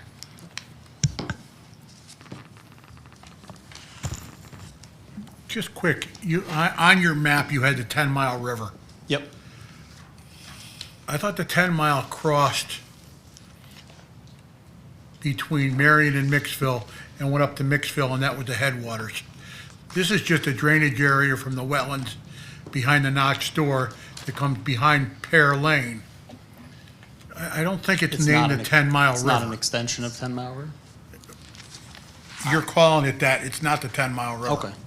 Okay? I got a lot of questions, unfortunately. You usually have a police officer there on Sunday, correct? Yeah, hi, good evening.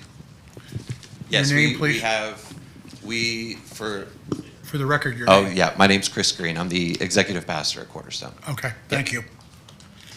We have cops present at every one of our services. For some time, I'm not sure when you experienced no police officers being present, but we've even increased their presence over the last year as we added a fourth service. So at our peak services, we actually have 2 officers, one on site and one within the parking lot and one out in the street directing traffic and all that, yes.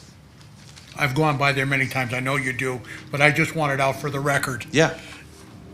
One of the problems with the police officers is when they stop traffic to let the traffic out of your parking lot, as you said, your sight lines are fine, except when people are coming around that sharp corner and not expecting stopped traffic, and they are stopped.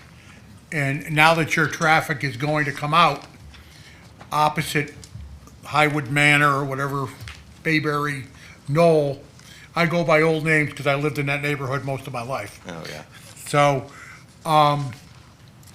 people aren't gonna expect, even though you've got police officers there directing traffic, they're gonna come around the corner by Komkowski's house or Mataloni's, and they're gonna run into stopped traffic.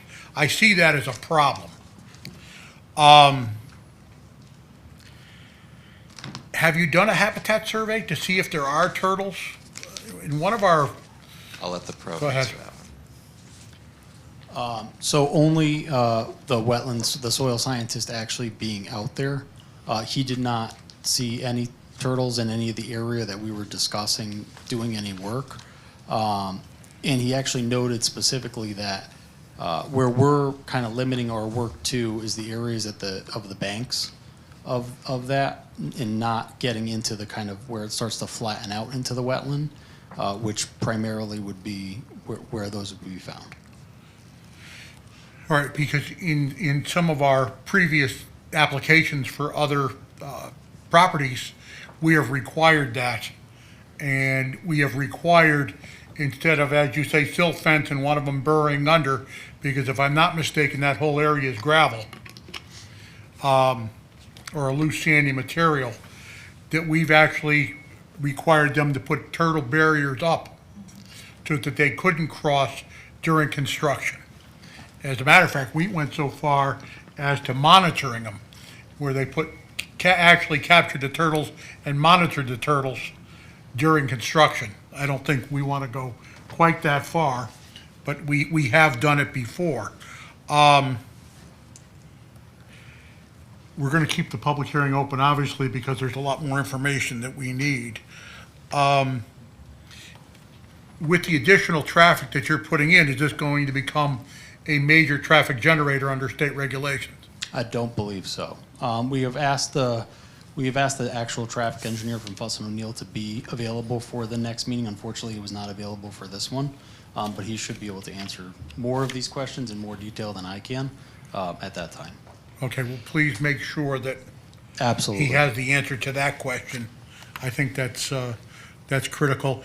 And you haven't listed any of the abutting property owners, at least on this map.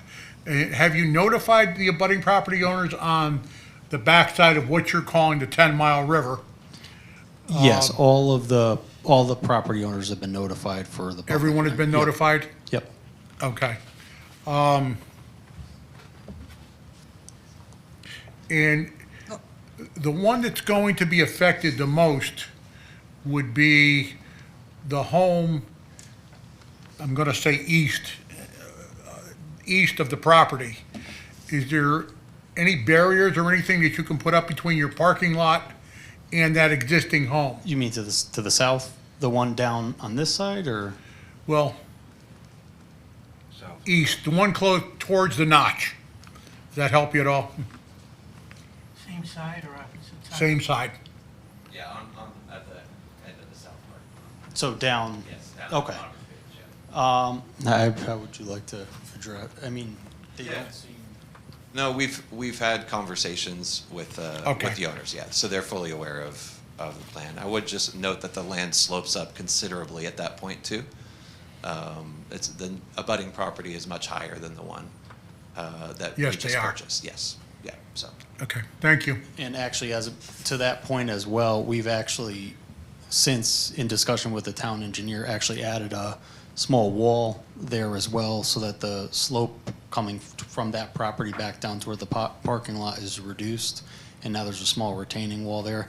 We do have some screening trees shown in that area, if you can see them right there in the darker green as well, where we felt as though the grade wasn't sufficient. We have a privacy fence and some screening trees as well shown. Thank you. You showed an area of green, which was the third phase. Yep. You're going to have your building up, but that third phase is all parking. How are you going to be able to accommodate all the people with the new building, but without the green parking area in place? So the green was phase number 3, and the pink with the new addition, the new building, is phase 4.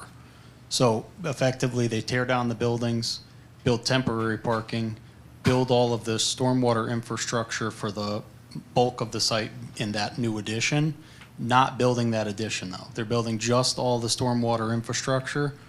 Then they build the entire parking lot and the stormwater infrastructure associated with that parking lot.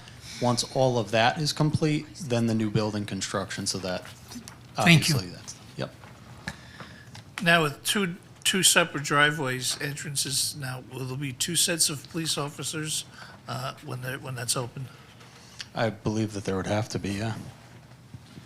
We are planning to continue to do that, as well as we mobilize a whole team of parking attendants there so that the traffic approaching the exits and entrances is also running smooth.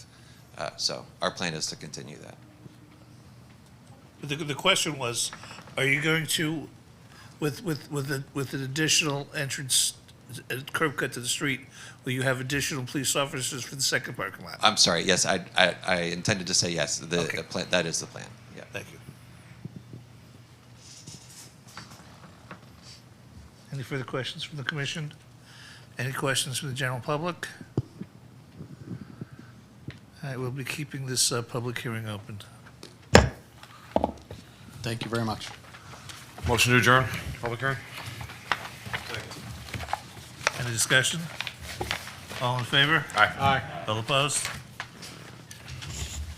Passes unanimously.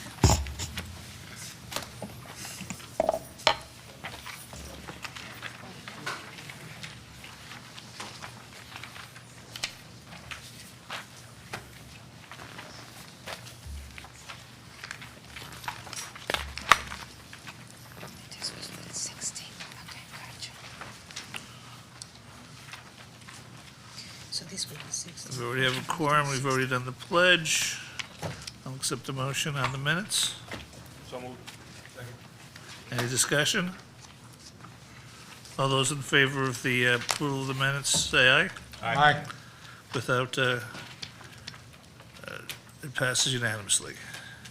Communications, any communications? There were a few that were shared with you. Done some inspections. Went to Stonebridge. I'm gonna be meeting on site to inspect the site and acquire some engineering reports on the stages on where they are at. And that's pretty much it so far.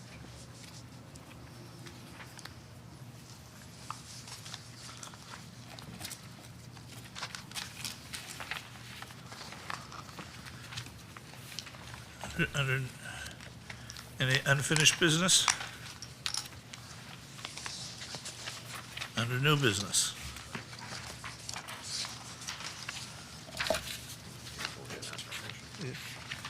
Do we have a motion on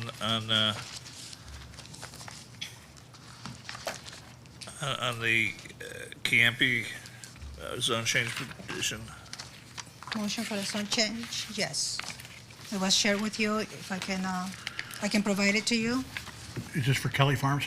No. This is for, For the zone change, for the R20 to R28? Yes.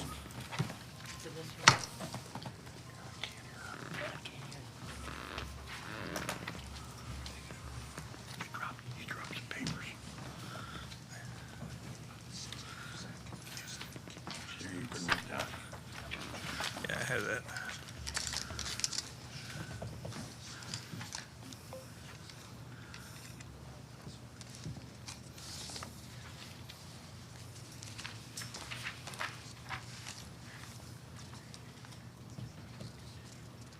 Staff's move that the Planning and Zoning Commission in the town of Cheshire approve the application for zoning map amendment and associated zone boundary line revision for the subject property as protected in the plan entitled Property Line Adjustment Map showing land to be conveyed from the land NF of Nicholas Robertson, 35 Reed Avenue, to land NF to Lucille Campi and Donald Campi Sr., 2278 Waterbury Road, dated January 24th, 2026, revised February 1st, 2026, prepared by Stonewall Boundaries Surveying and Mapping, Paul Buckley, Reynolds, professional land surveyor, thereby changing the zoning designation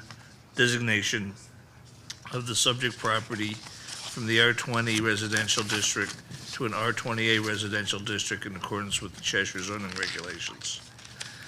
In approval of the application, the commission finds that the proposed zoning map amendment is consistent with the comprehensive plan as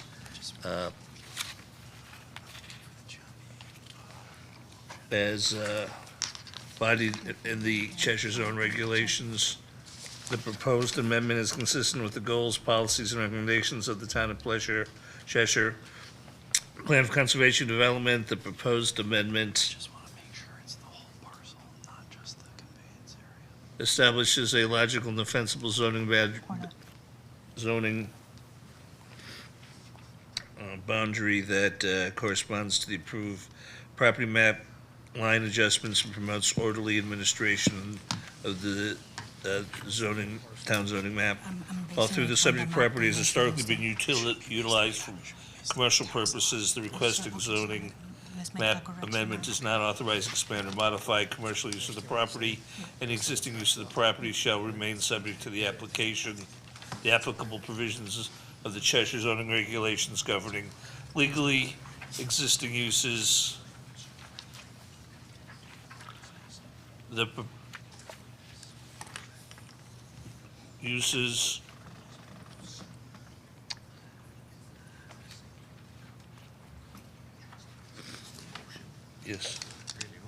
Yes, the proposed amendment in its property within the residential zoning classification is comparable to surrounding development and the public health, safety, and convenience. The approval is subject to the following conditions. I'm having a hard time reading. Where is it? Right there, right there. This is a long motion. This is the longest motion I've ever heard.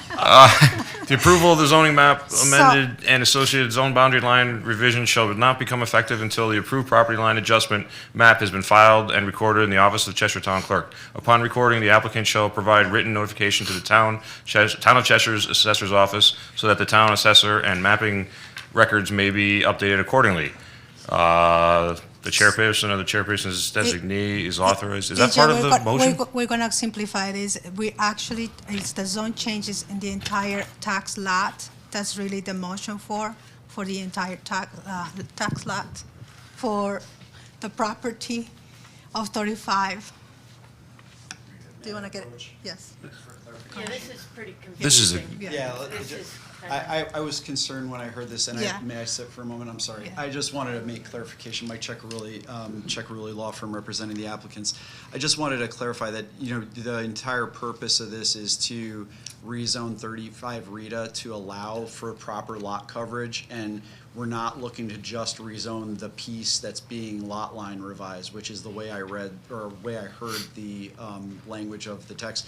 And so reasonably, I had submitted this lot line revision map as just, evidence of what we're trying to do here. But I did not intend for it to be the basis for identification of the property to be rezoned. So I would just request that if it pleases this commission and they're inclined to vote in favor of this application, that you allow town council to review the,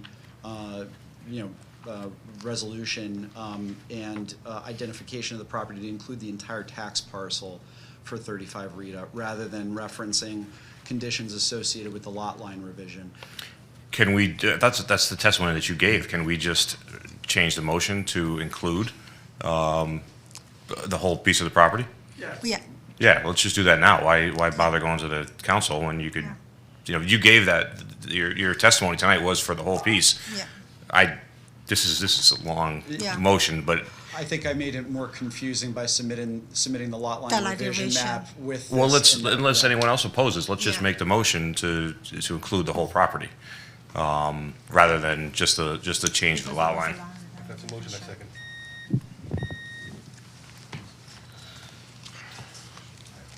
Second.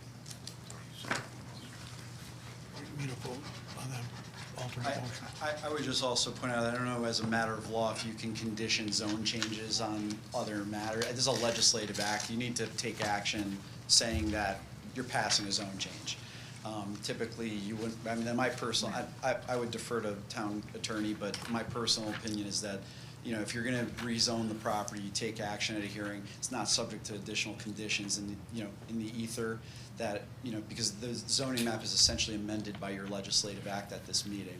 Didn't we do the same thing with the property that he's existing now? Different applicants.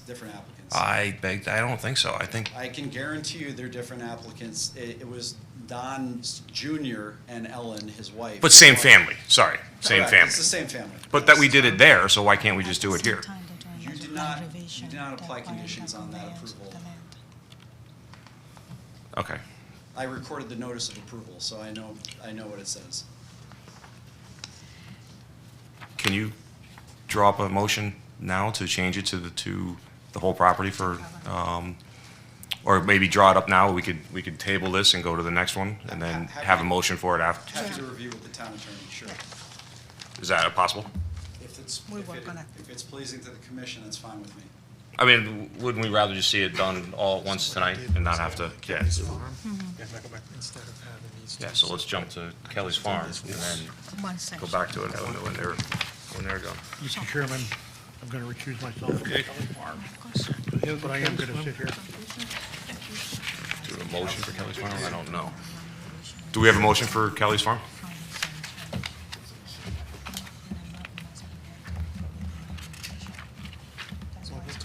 Okay, findings of determination. This is another three-pager now. Are you kidding? So there is one, Didn't you revise the motion to something quicker that you sent us an email for? For Wait. Kelly Farm? for Kelly Farms, there's only one revision, there was a Got a a three-pager short here. motion, no, there's one a short motion page there provided to you guys, yes. But I wanted to point out that we have made a revision to the resolution, and it's going to be number 14? Yes. Number 14, and where's the language?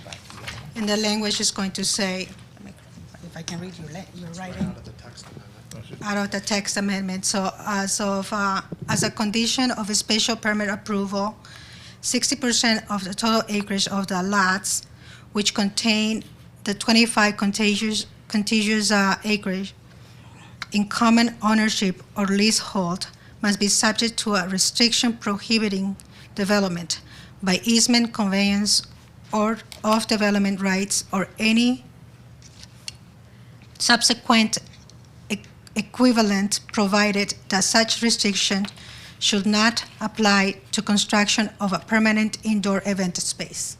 Do you want to hear the original motion first? Yeah, go ahead. Okay, let's hear the original motion, and then we'll go back to Well, that. this is part of the large document resolution. We're just making an amendment to that resolution on page 14.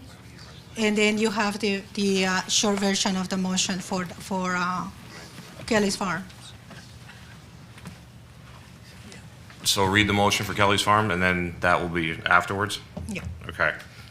I move the Planning and Zoning Commission approve the site plan review and special permit application submitted by Kelly's Farm LLC for Kelly Farm Event Barn and Farm Storage Expansion, located at 466 Academy Road, Cheshire, Connecticut, map 58, lots 45 and 47.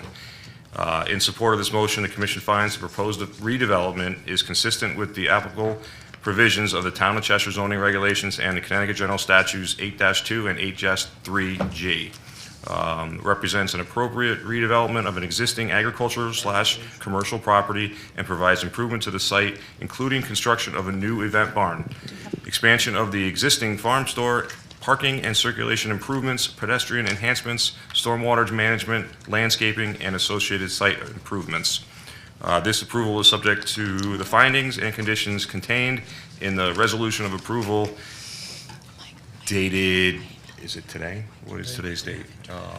47th. July 27th, 2026, including but not limited to compliance with the approved plans, verification of zoning compliance, receipt of all required outside agency approvals, installation of erosion and control, sediment controls, health district approval of the septic system, town engineer review of stormwater improvements, fire marshal approval of emergency access, installation of required landscaping, submission of as-built plans, and satisfaction of all conditions prior to the issuance of certificates of occupancy.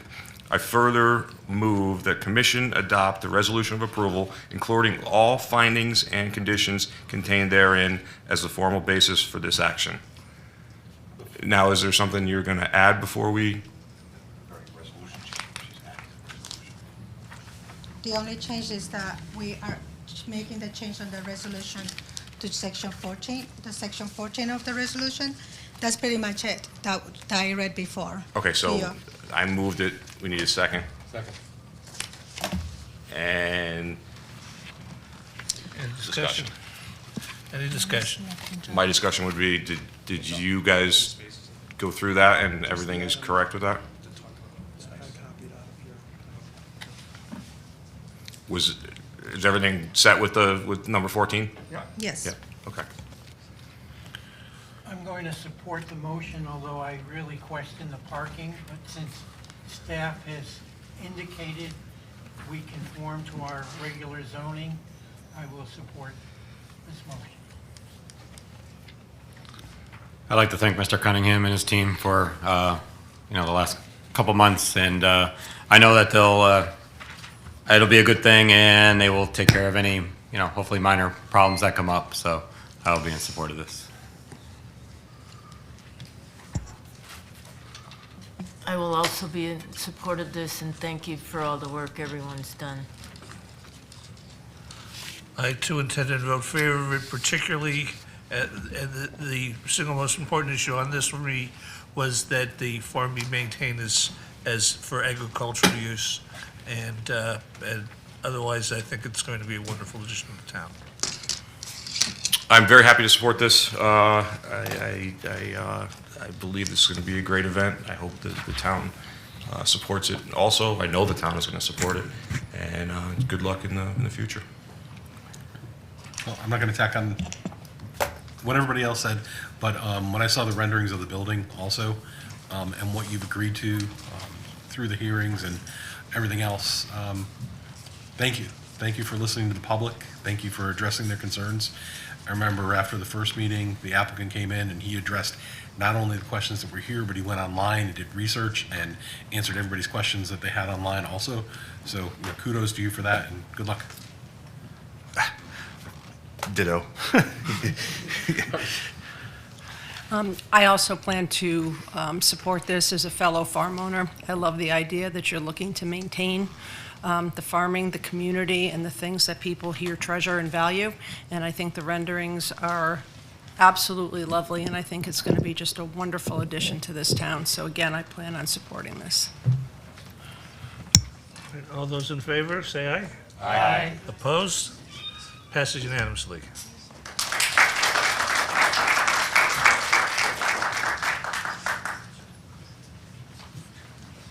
Just waiting for the, They're working on the motion.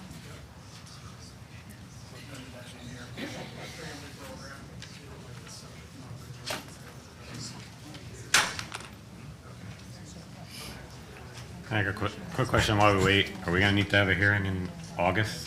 no hearings in August. Because it says here that the public hearing has to close. It has to close by August, but we'll close, they're closed. Okay. But we continued it, the other one. Continued. The church. We need to get it in writing from them. He's right. Yes. Chris is right. He's right. We got it written. Either that or we need a motion to deny without prejudice. One or the other. Are they still here? No, they've gone. Who? The church. It says that Chris brought up it has to be closed by 8:31. It has to be closed what? Mandatory, so. They just had this in the right letter for an extension. Okay. Yeah. We can extend it. We can request. You can get it afterwards, you don't need to get it. Yeah. Okay. Request the extension, and he can provide it in writing to us. He said on the record that he understands it's going to remain open, so he needs to grant the extension. So that's Yeah. just on whatever else, that's not whatever, don't do the review of fiscal.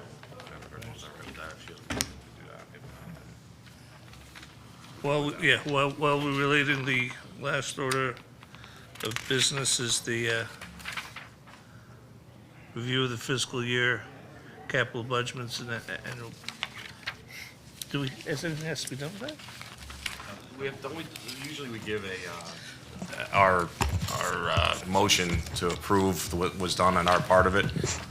Is there a motion for that? I mean, we don't have to take it. A lot of Usually people. see it. Well, it was in the email. If you dug into the email, you could see it. But I think we have time to act on that anyways, if you wanted to wait or it doesn't matter, correct me if I'm wrong, if we don't even act on it, it doesn't matter a certain amount of time. It's an approval by us if we don't act on it.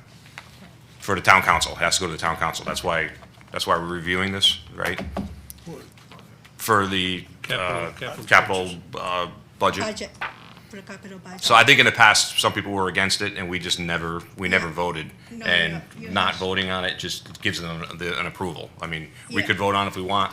I think everybody up here didn't see it, because it was in the Usually we get a book. We get a book from Yeah, but this is the opportunity for you guys to review, and if you feel like there's certain areas in the budget that might be adjusted for certain specific aspects that you may see required or needed, bring it to the town council for it, that's the opportunity why the budget is reviewed by you guys. I think Colleen had emailed and said it's very large, couldn't mail it, come pick it up. Do you have those tonight? I was just gonna grab it tonight. Oh, it's just, yeah, I got the digital version, okay. Yeah, it was in there It was- somewhere. It was huge. But if no one read it, we obviously can't act on it, so. Yeah. Let's put it in September's meeting. Put it in September's meeting, or if that's too long, then we just, it's an We'll bring it up approval in by us if September. we don't. The capital budget's still open, is that correct? So they're still going through the public hearing process. So truly, we don't know what is in the capital budget until the town council votes on it, correct? But they're just asking for our opinion on our part of it, which is a very small piece. It's usually just how much money gets put up for land acquisition. Yeah. For our part that we can comment on as a body here. We can comment as a citizen all I you thought we want. commented on the whole thing. It's revised on there. I never have. I've always gone to the planning part of it. I didn't, what do we care about? How Just much part of budget it. goes I to thought it was school? part of the process, I could be wrong. From what I remember, and of course I could be wrong too, but it was just, he's asking for our part of it. And I remember Marty Coburn always said, give us more money for open space. That's, I remember him saying that. And I think Lou Tedesco echoed the same thing. But maybe it is something we can comment on all of it. But again, I didn't read it all. And I don't think a lot of people here didn't see it at all The one with the red marks? in the email, so. Yes. Yeah, okay. It's long. So I end up reading the whole motion for them? Sure. All right, we have a motion for that zone change? Revision, all right. So, says motion to approve zone change and zone boundary line revision. Motion. Moved that the Planning and Zoning Commission of the Town of Cheshire approve the application for a zoning map amendment and associated zone. Boundary line revision for the subject property as depicted on the plan entitled Property Line Adjustment Map showing land to be conveyed from land N/F of Nicholas S. Robertson, 35 Rita Avenue, to land N/F of Lucille T. Campi and Donald J. Campi Sr. 2278 Waterbury Road, Connecticut Route 801, dated January 24, 2026, revised February 1, 2026, prepared by Stonewall Boundaries LLC, surveying and mapping Paul Buckley Reynolds, professional land surveyor. Move staff word. Second. I'm not finished yet. Oh, sorry.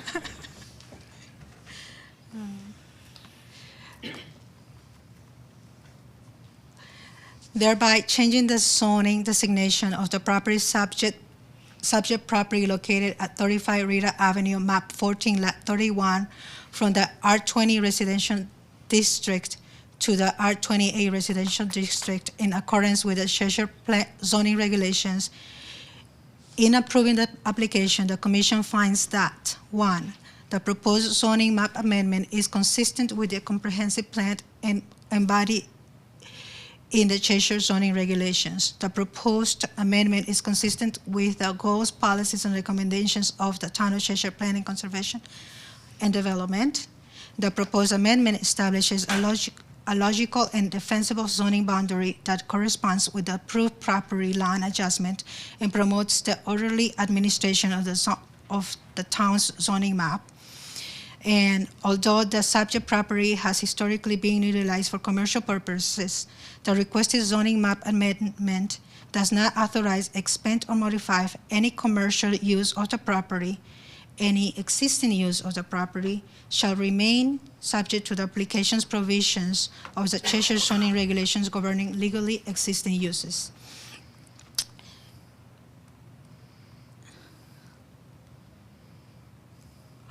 The proposed amendment maintains the property within a residential zoning classification and is compatible with the surrounding development pattern and the public health, safety, convenience, and general welfare. This approval is subject to the following conditions. The approved zoning map amendment and associated zone boundary line revision shall become effective and recorded in the office of the Cheshire Town Clerk. Upon recording, the applicant shall provide written notification to the Town of Cheshire Assessor's Office so that the town's assessment and mapping records may be updated accordingly.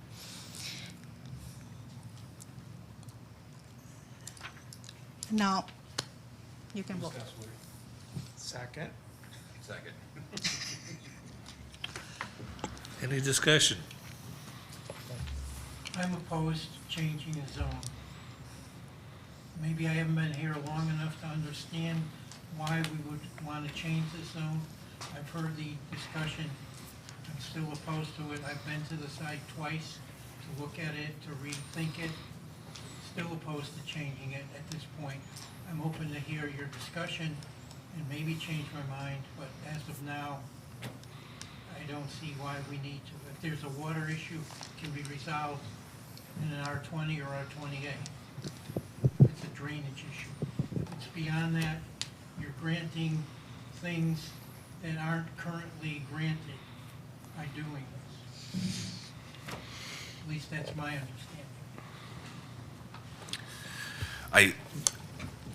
When I first looked at it, it felt like spot zoning, and I know the applicant gave a good explanation, but when I found out it's a legal non-conforming, essentially commercial lot to begin with, at least we're in the right direction to correcting that or bringing some kind of cohesive map to it. When I look at the map, you see R20 everywhere, and you see 2 properties or 3 properties with R20A, and then going around the corner onto a side road, didn't make sense to add R20A. I know in the past, there was some public people that did not agree with it, but seeing how it's already a garage, I think it's a step in the right direction for that property. So I'll be voting in favor of it.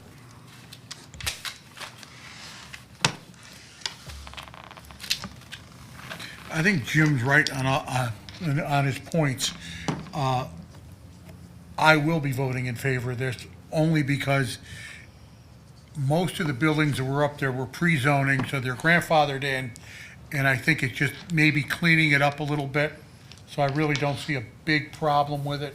But you're right, it's almost like spot zoning, but it's spot zoned already, between Blackie's and the rest of the things that are up there, and abutting Waterbury, which that section of Waterbury is all commercial. I don't think it's gonna hurt. I think it actually makes the piece more conforming than it is now. So I'm hoping that something nice will be done with it, and we can move on. Thank you. Years ago, when the other piece that was there that we conformed to R28, there was a little bit of argument, whatever else, but it was the right thing to do.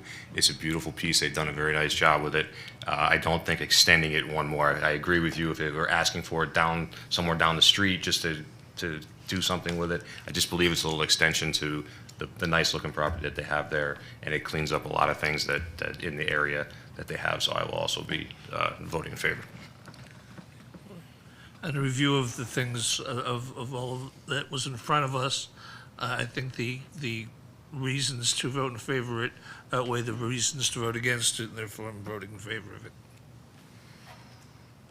I just want to say that I agree with Jim that usually I'm against zoning changes, but I think in this case it is kind of cleaning it up, so I guess I make an exception to my usual vote there.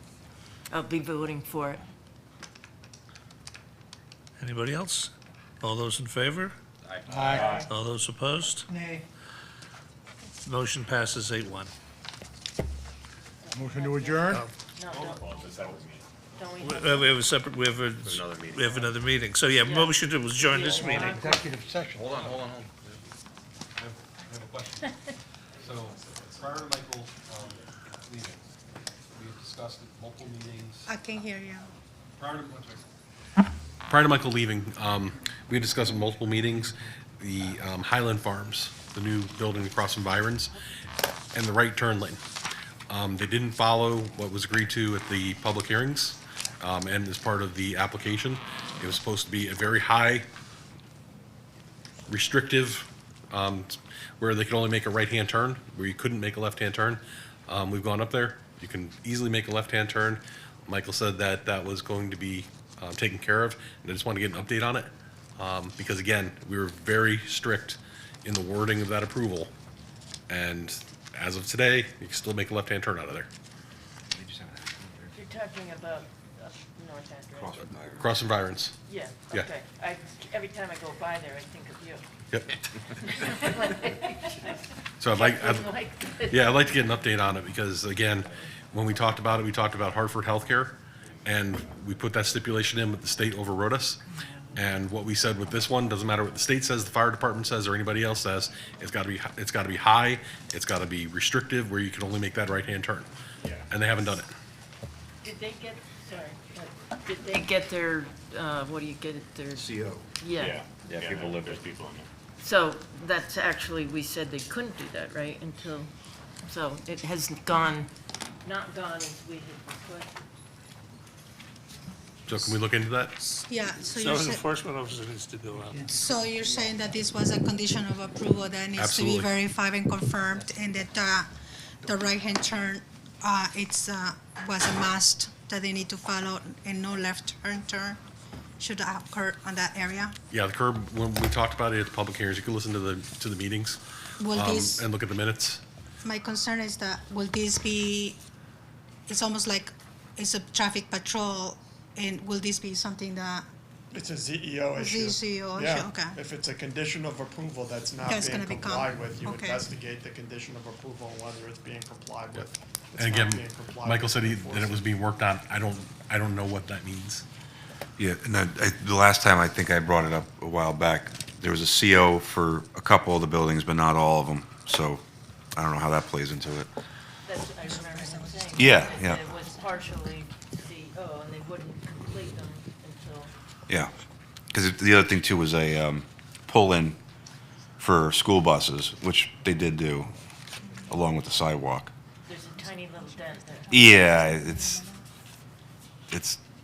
well-intentioned.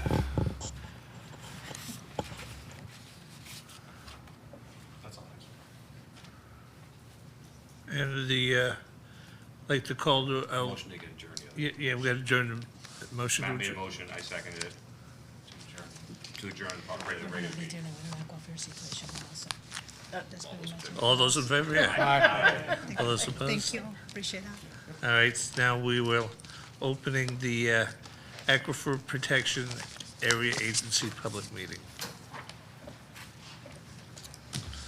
Approval of the minutes. Is this Oh, from the last Aquifer Protection meeting? I haven't seen minutes on that, so, Yes, I was gonna say, Yeah. it's on the agenda yet. yeah. I think it's been at least 7 or 8 years. Yeah, no, it's been less than that, but, All right. yeah, the last couple times, we just elected, we didn't even open it, we just elected it. Elected the officer. It's been, Yeah. it's been a while, I guess, since you guys have discussed the aquifer situation. This was brought up to us by DEP, which the town is now under DEP watch because of the situation at this property, and we needed to enforce it immediately. And we need to keep track and records of it. I gave you, I do not know if all the documents were shared with, in regards to this situation. And I believe at this point, what we need to start considering is, for procedural purposes, and also to report back to DEP on what kind of solutions the town is providing in regards to this property in collaboration with the owners of the property, is to issue a cease and restore order on this property. And I know the owners have provided also and have started doing the phase 1 cleanup on this property. So as you well. have been in contact with them? The owners are present. I asked them to be present, so for you to, if you have any questions regarding the situation on the property. We just got this tonight, though. you could not have gotten this list because I actually provided this to be sent to you like a month ago. The email was very confusing. Okay. Yeah, like going forward, I think if you're emailing separate things for separate whatever, you shouldn't connect it all to the one email we get. Like everything was connected to that first email that said that the packet was too big and you got to come in, and then it seemed like every other correspondence you had with us. And it was I very understand that confusing. because this actually I had provided us prior to even establishing the meeting for BZZ. So this should have been shared with you a month ago or so that when I actually sent this document. So I'm not so sure how that ended up happening, but yeah, it's something that I'll consider that in the future. So do you need from us a motion to act on a cease and, it's not cease and desist, it's Cease and restore. Restore. Yeah. With DEP that's involved, and it seems very serious without getting into this. I read a little bit of it, but, which I thought you sent us an email, because I did read a little bit of it today. I can. apologize, I didn't see it in the email. I feel like I'm just getting this now, but I It's guess okay. It almost looked like Cheshire's getting slapped on the hands for not doing something. So I feel, it was me personally, that we should, Yeah, I was brought into it immediately as soon as the situation occurred. I became aware of the situation as soon as DP also had sent a letter to the town indicating that Cheshire had not been following on this, and it needed to be followed and take over the situation. And immediately we met with DEP personnel. I walked with one of the DEP representatives, the site, along with the owner, and we were able to identify areas that needed to be restored, and it needed to be provided with a solution. And the only way to do that is with a cease and restore. Are they making progress? Are they making good progress? Are they making good? Yeah, the owner has started doing the cleanup. They did the phase one. They're doing a phase one, and I believe it's going to require another phase two and reporting. And it's really a collaboration between the town and DEP at this point to make sure that we're enforcing this situation. Can the owners identify themselves and speak on what their plans and progress?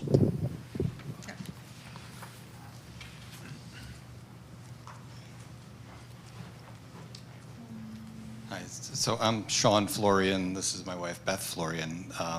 We're representing Woodruff Associates, which is the owner of property, which is owned by my father, who passed away a year and a half ago, and my mother, who is 86 in dementia. And so we've just kind of basically assumed responsibility for this. We're not owners of it by any means. We've just been managing, collecting rents for my parents and handling the property. So we just became aware of this situation, and basically 95% of this is already cleaned up. We've had there was vehicles that were abandoned vehicles that were taken care of. There was basically people were dumping like dead engines on the property, and we got rid of those. There were tires we disposed of. There was containers that were outside that were like an empty oil drum, for example, but it still had some oil in it, and they would fill up with water, things like that. So that's all gone. There were some. Yeah, there were containment issues that were, there were storage containers and things like that were stored outside. They were no longer there. Inside the buildings, there were containers they were calling hazardous materials, basically, like oil drums for truck repair and things like that. They required containment for those, and we're working on getting that done. I don't know if that's been done yet. I think most of the renters have complied 100%. I believe there's just one renter left that has a truck repair, and he's been working on getting that done. Unfortunately, we're dealing with the type of businesses that really don't have a lot of money to spend on a lot of this. Our property included, the 108 Blacks Road, doesn't bring in a ton of money, so it's not like you know, we can put a nice $30,000 gate up, which is what we were going to do when all this happened, and I had to put that on hold because I had to reserve that money to take care of all these other things that we've been taking care of in the last 6 months. So, you know, we do have a lot of issues. We see the issues, we recognize the issues, and we are rectifying them to our the best as we can. I'm trying to work at it as efficiently and effectively as possible because there's a lot of different things going on, and I'm just trying to get it all done in the most efficient and financially fiscal way. Because, like I said, there's not a heck of a lot of money to go around. So I've been working with the aquifer. Like I said, we've met out at the property. I've walked the property with DEEP. I've been in constant contact. I have sent emails regarding progress pretty much about every 2 weeks. I'm letting them know where we are with everything. So I know there's a few issues on there, but I believe we're probably 95% through the list that you've been made aware of by the DEEP. And we actually had the phase 1 done, I don't remember the actual date it was done, but the report came out in May or June after I beat Weston and Sampson over the head to get it. And we knew there were issues. We wanted to follow through on the phase 1 that was done umpteen years ago by your dad when he bought the property. And so we got that done. Now, once we get done with all this DEEP issue, we'll go back to the phase 1 and see what that says we have to do. Like I said, you can't do it all because there's just not enough money or time in the day. So once we do that, we may go along to a phase 2 as well, depending upon the financial end of that. So.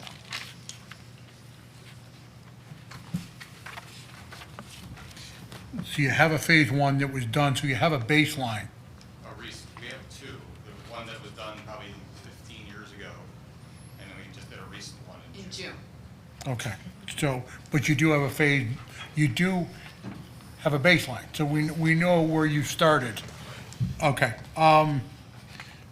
Mr. Chairman, I would suggest, I think our next meeting is September 8th, and I would suggest they appear at the next meeting and give us an update on, as to what has been done. I think you're brilliant, because I was going to say the same thing.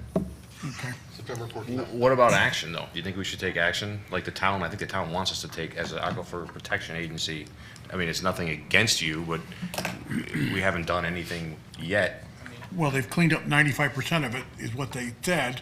Well, then why is DEP writing the town of Cheshire saying we haven't done anything? And No. to be honest with you. That's Not on you, me. us. Please let us speak amongst ourselves here. I'll argue with him, you don't want to get in the middle of this. No, not in the middle, not in the middle of the two of us. And we were supposed to act within 30 days of June 11th. We obviously haven't done that. I think my question would be, is the town looking for us to respond to DEP as an agency? Nothing against their situation. I'm very glad you're here, and I'm very glad that you've cleaned up and you've gotten as far as you are. I just don't want us to act like we don't care when we do. Because I think that's what I read from So- what Andrew signed, that they do want us to act on something. Yeah, so some of the documents that we needed to provide to DEP, and it's one of the documents that we had, that you see. Can you speak into the microphone? One of the documents that, the response that we had to provide to DEP is following up in providing the stages of a schedule for the owner to comply by. So we did provide a schedule, and it's something that the owner also will receive a copy of in regards to what it's required for them to follow and comply as an order from the town. And that's why I'm procedurally, we have to kind of consider some sort of cease and restore order from the town to indicate to DEP that we have provided some sort of follow-up with the owner. and timelines on completions. And I understand that they have provided as a phase 1 or a phase 2, but they also have to provide those records in indicating that they have follow-up. It's just part of procedure and documentation, as you know. And those documents need to be provided as well to DEP. So it's like a record Yeah. record that we've responded. We So, need I mean, to, yes, they're already doing yeah. it, but I think that's what I read in the We need to letters that maintain came through, that records, You yeah. have to act somehow. Well, I'm also with looking, the cease and- when I look at it here, it says required corrective actions, immediate actions within 15 days, corrective Yeah. actions within 30 days, environmental assessment requirements within 45 days. Correct. Then the corrective action plan after that. So what is our baseline for that, the starting of the 15, 30, 45, and 15 days? When we talk to DEP, this is really a documentation procedure. We ask for flexibility, and they do have. It's not like the 30-day expires and they have not completed. We walk the site and they have to just notify to us which stage they are at, and then we'll be able to walk again the site and confirm whether or not these have been met, these requirements have been met. So they should report to us, and you should report to us as well? Yeah, report to us, and as well as we will be reporting to DEP in regards to these solutions. So I was concerned when I read this too, on page 2 of 4 of the letter, the notice violation from the state, from DEEP.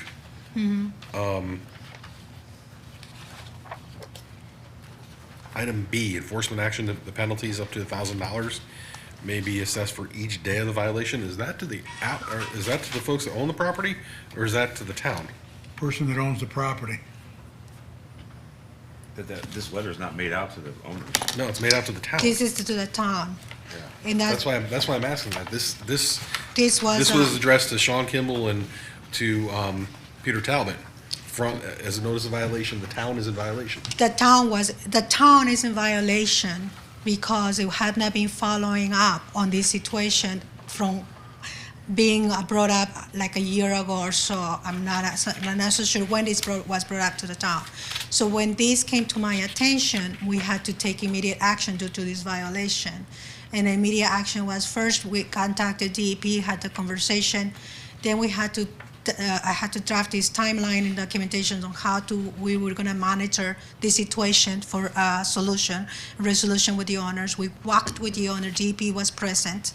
The town, being myself and representing the town, walked the property, and that's the reason why we're here discussing this, because one of the other procedural aspects will be either a cease or restore order to maintain timeline and reporting on what needs to be occurring going forward to Well, if we're us. at risk of paying $1,000 a day, I think we need a definitive timeline.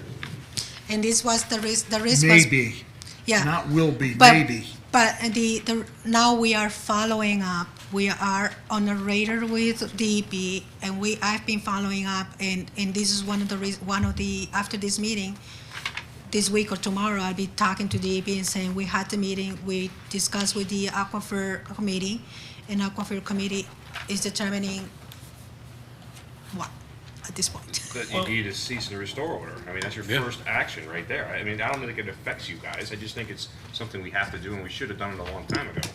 That's what I think. That's protecting the That's town. just, yeah. I mean, it's the first agency action items. Can Possible we motions and actions clarify regarding from what- cease and restore order. It's the first one. What's a cease and restore? I don't know.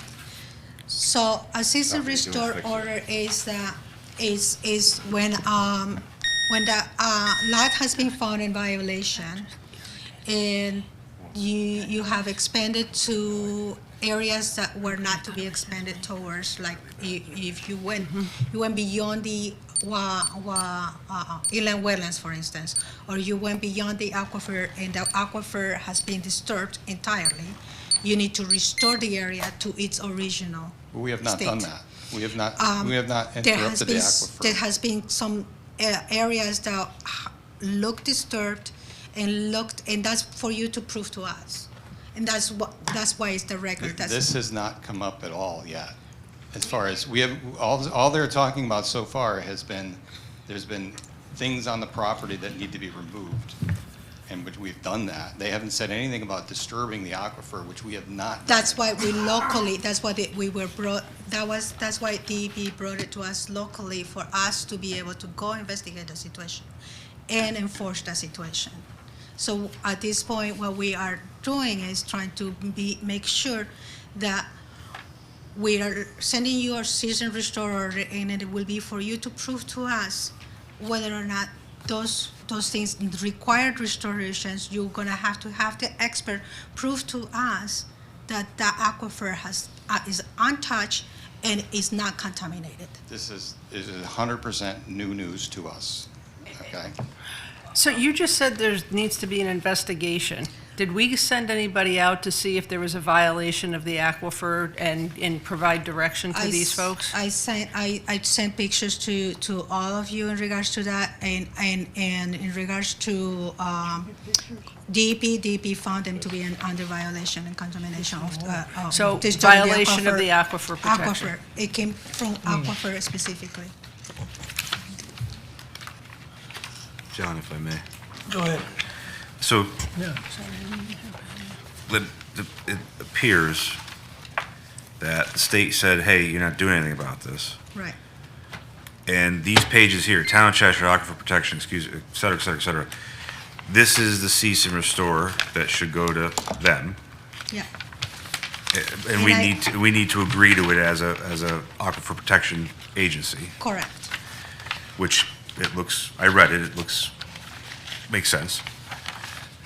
And then it sounds like we're kind of in the middle of three different steps here. So legally, gotta give a cease and restore to them to help to make Deep happy. And then you have a plan here, Town of Cheshire Aquifer Protection Agency, immediate compliance order, notice of violation, et cetera, et cetera. And basically, this goes to Woodruff Street Associates saying, hey, this stuff's all a problem. Here's how you fix it. You got 15 days to do this, 30 days to do this, 60 days to do this, so on and so forth.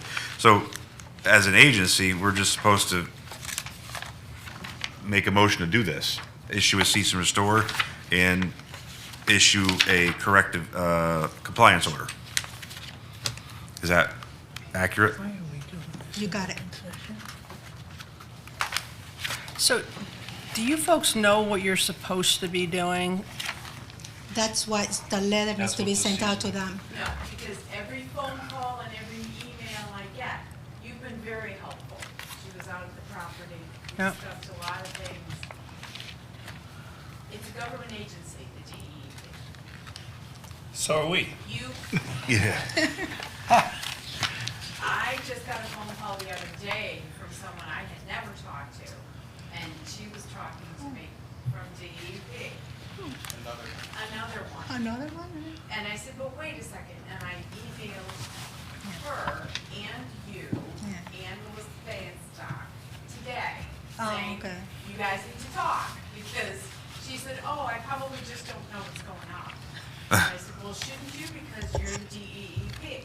So I'm also trying to deal with, I'm a financial controller, this isn't my job, so I don't know offhand, like, who I'm supposed to talk to, who I'm supposed to, job I'm supposed to do. So, you know, any help I can get would be great. We want to be in compliance, we want to make this right. So I don't want to be dealt with in a way that's going to be, not help us get it done.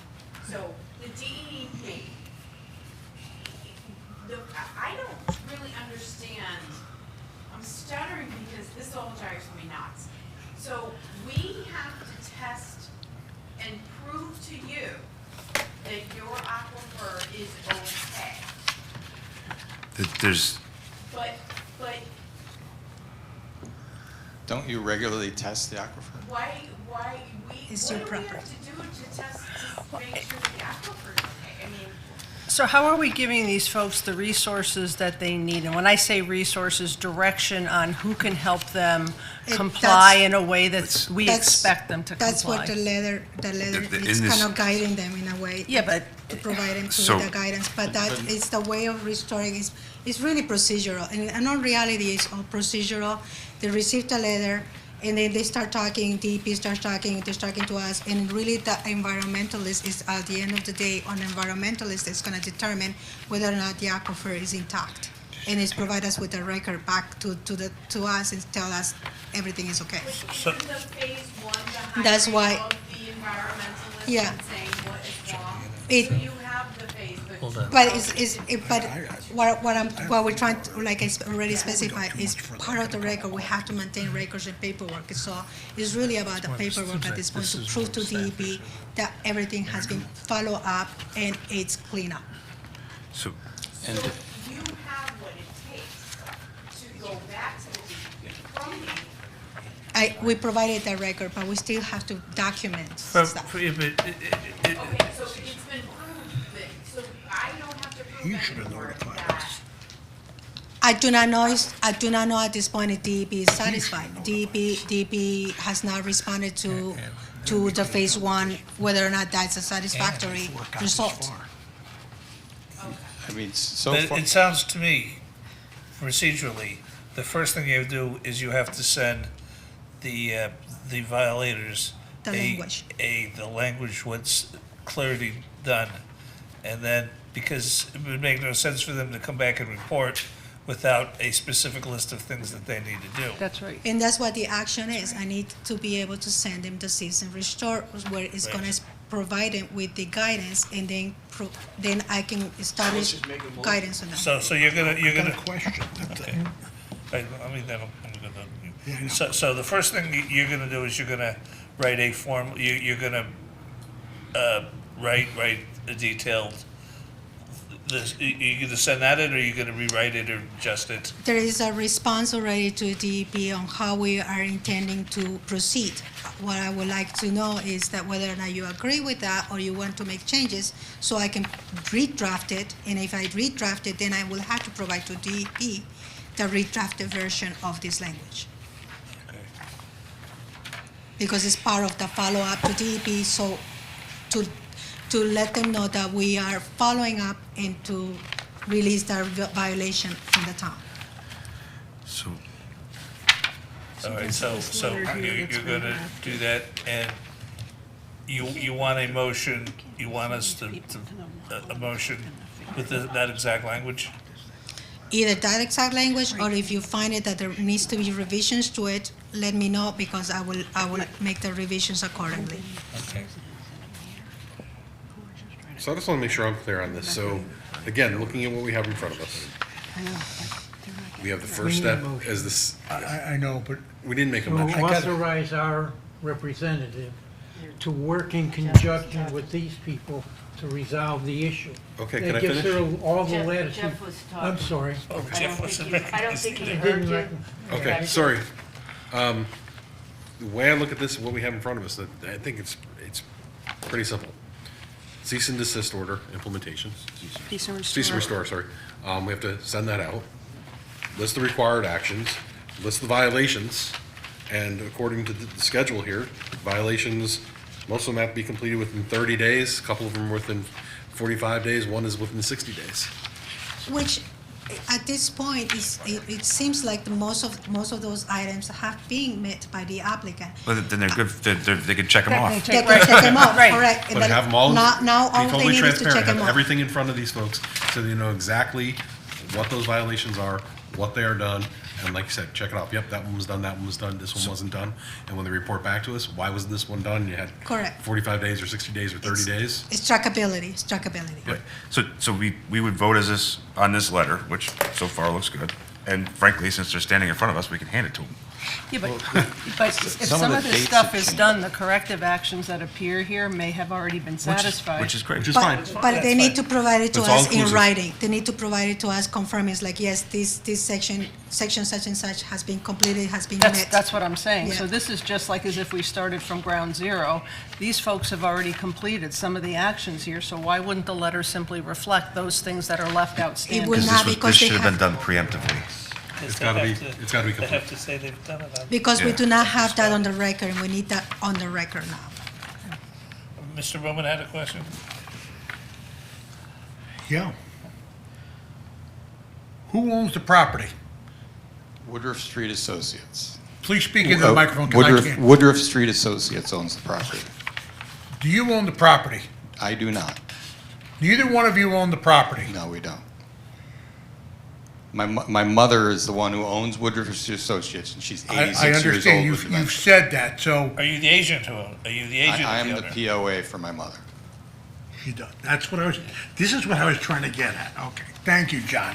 Thank you, but we need to know who we're dealing with, what we're dealing with.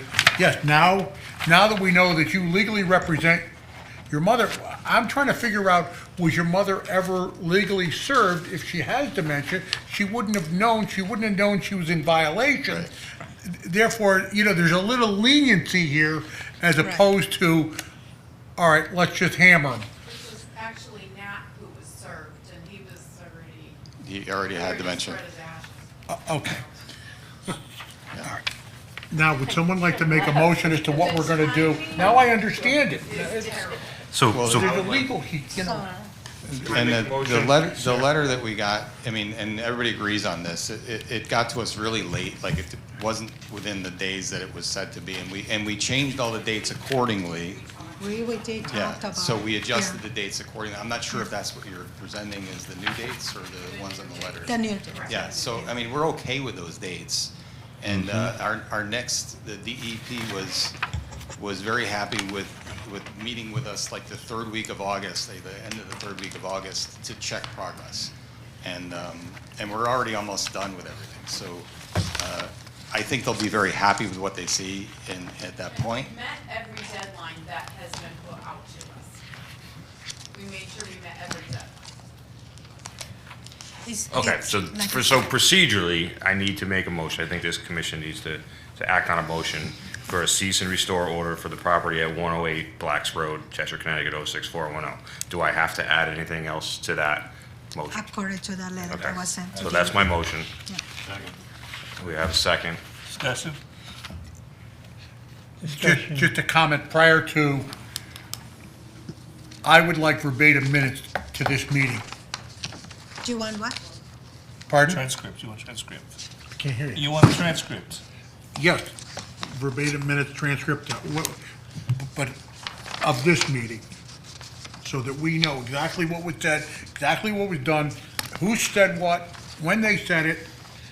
And I think with this cease and restore order going out, they know exactly what they have to do now, which sounds like you've done a lot of it already, but at least now you'll have some direction in how to finish it and how to make everything back to normal. And let me give you the letter. It has not changed what it has done for over 30 years, you know that, right? Is this like the Inzero property? Didn't Inzero used to own this property?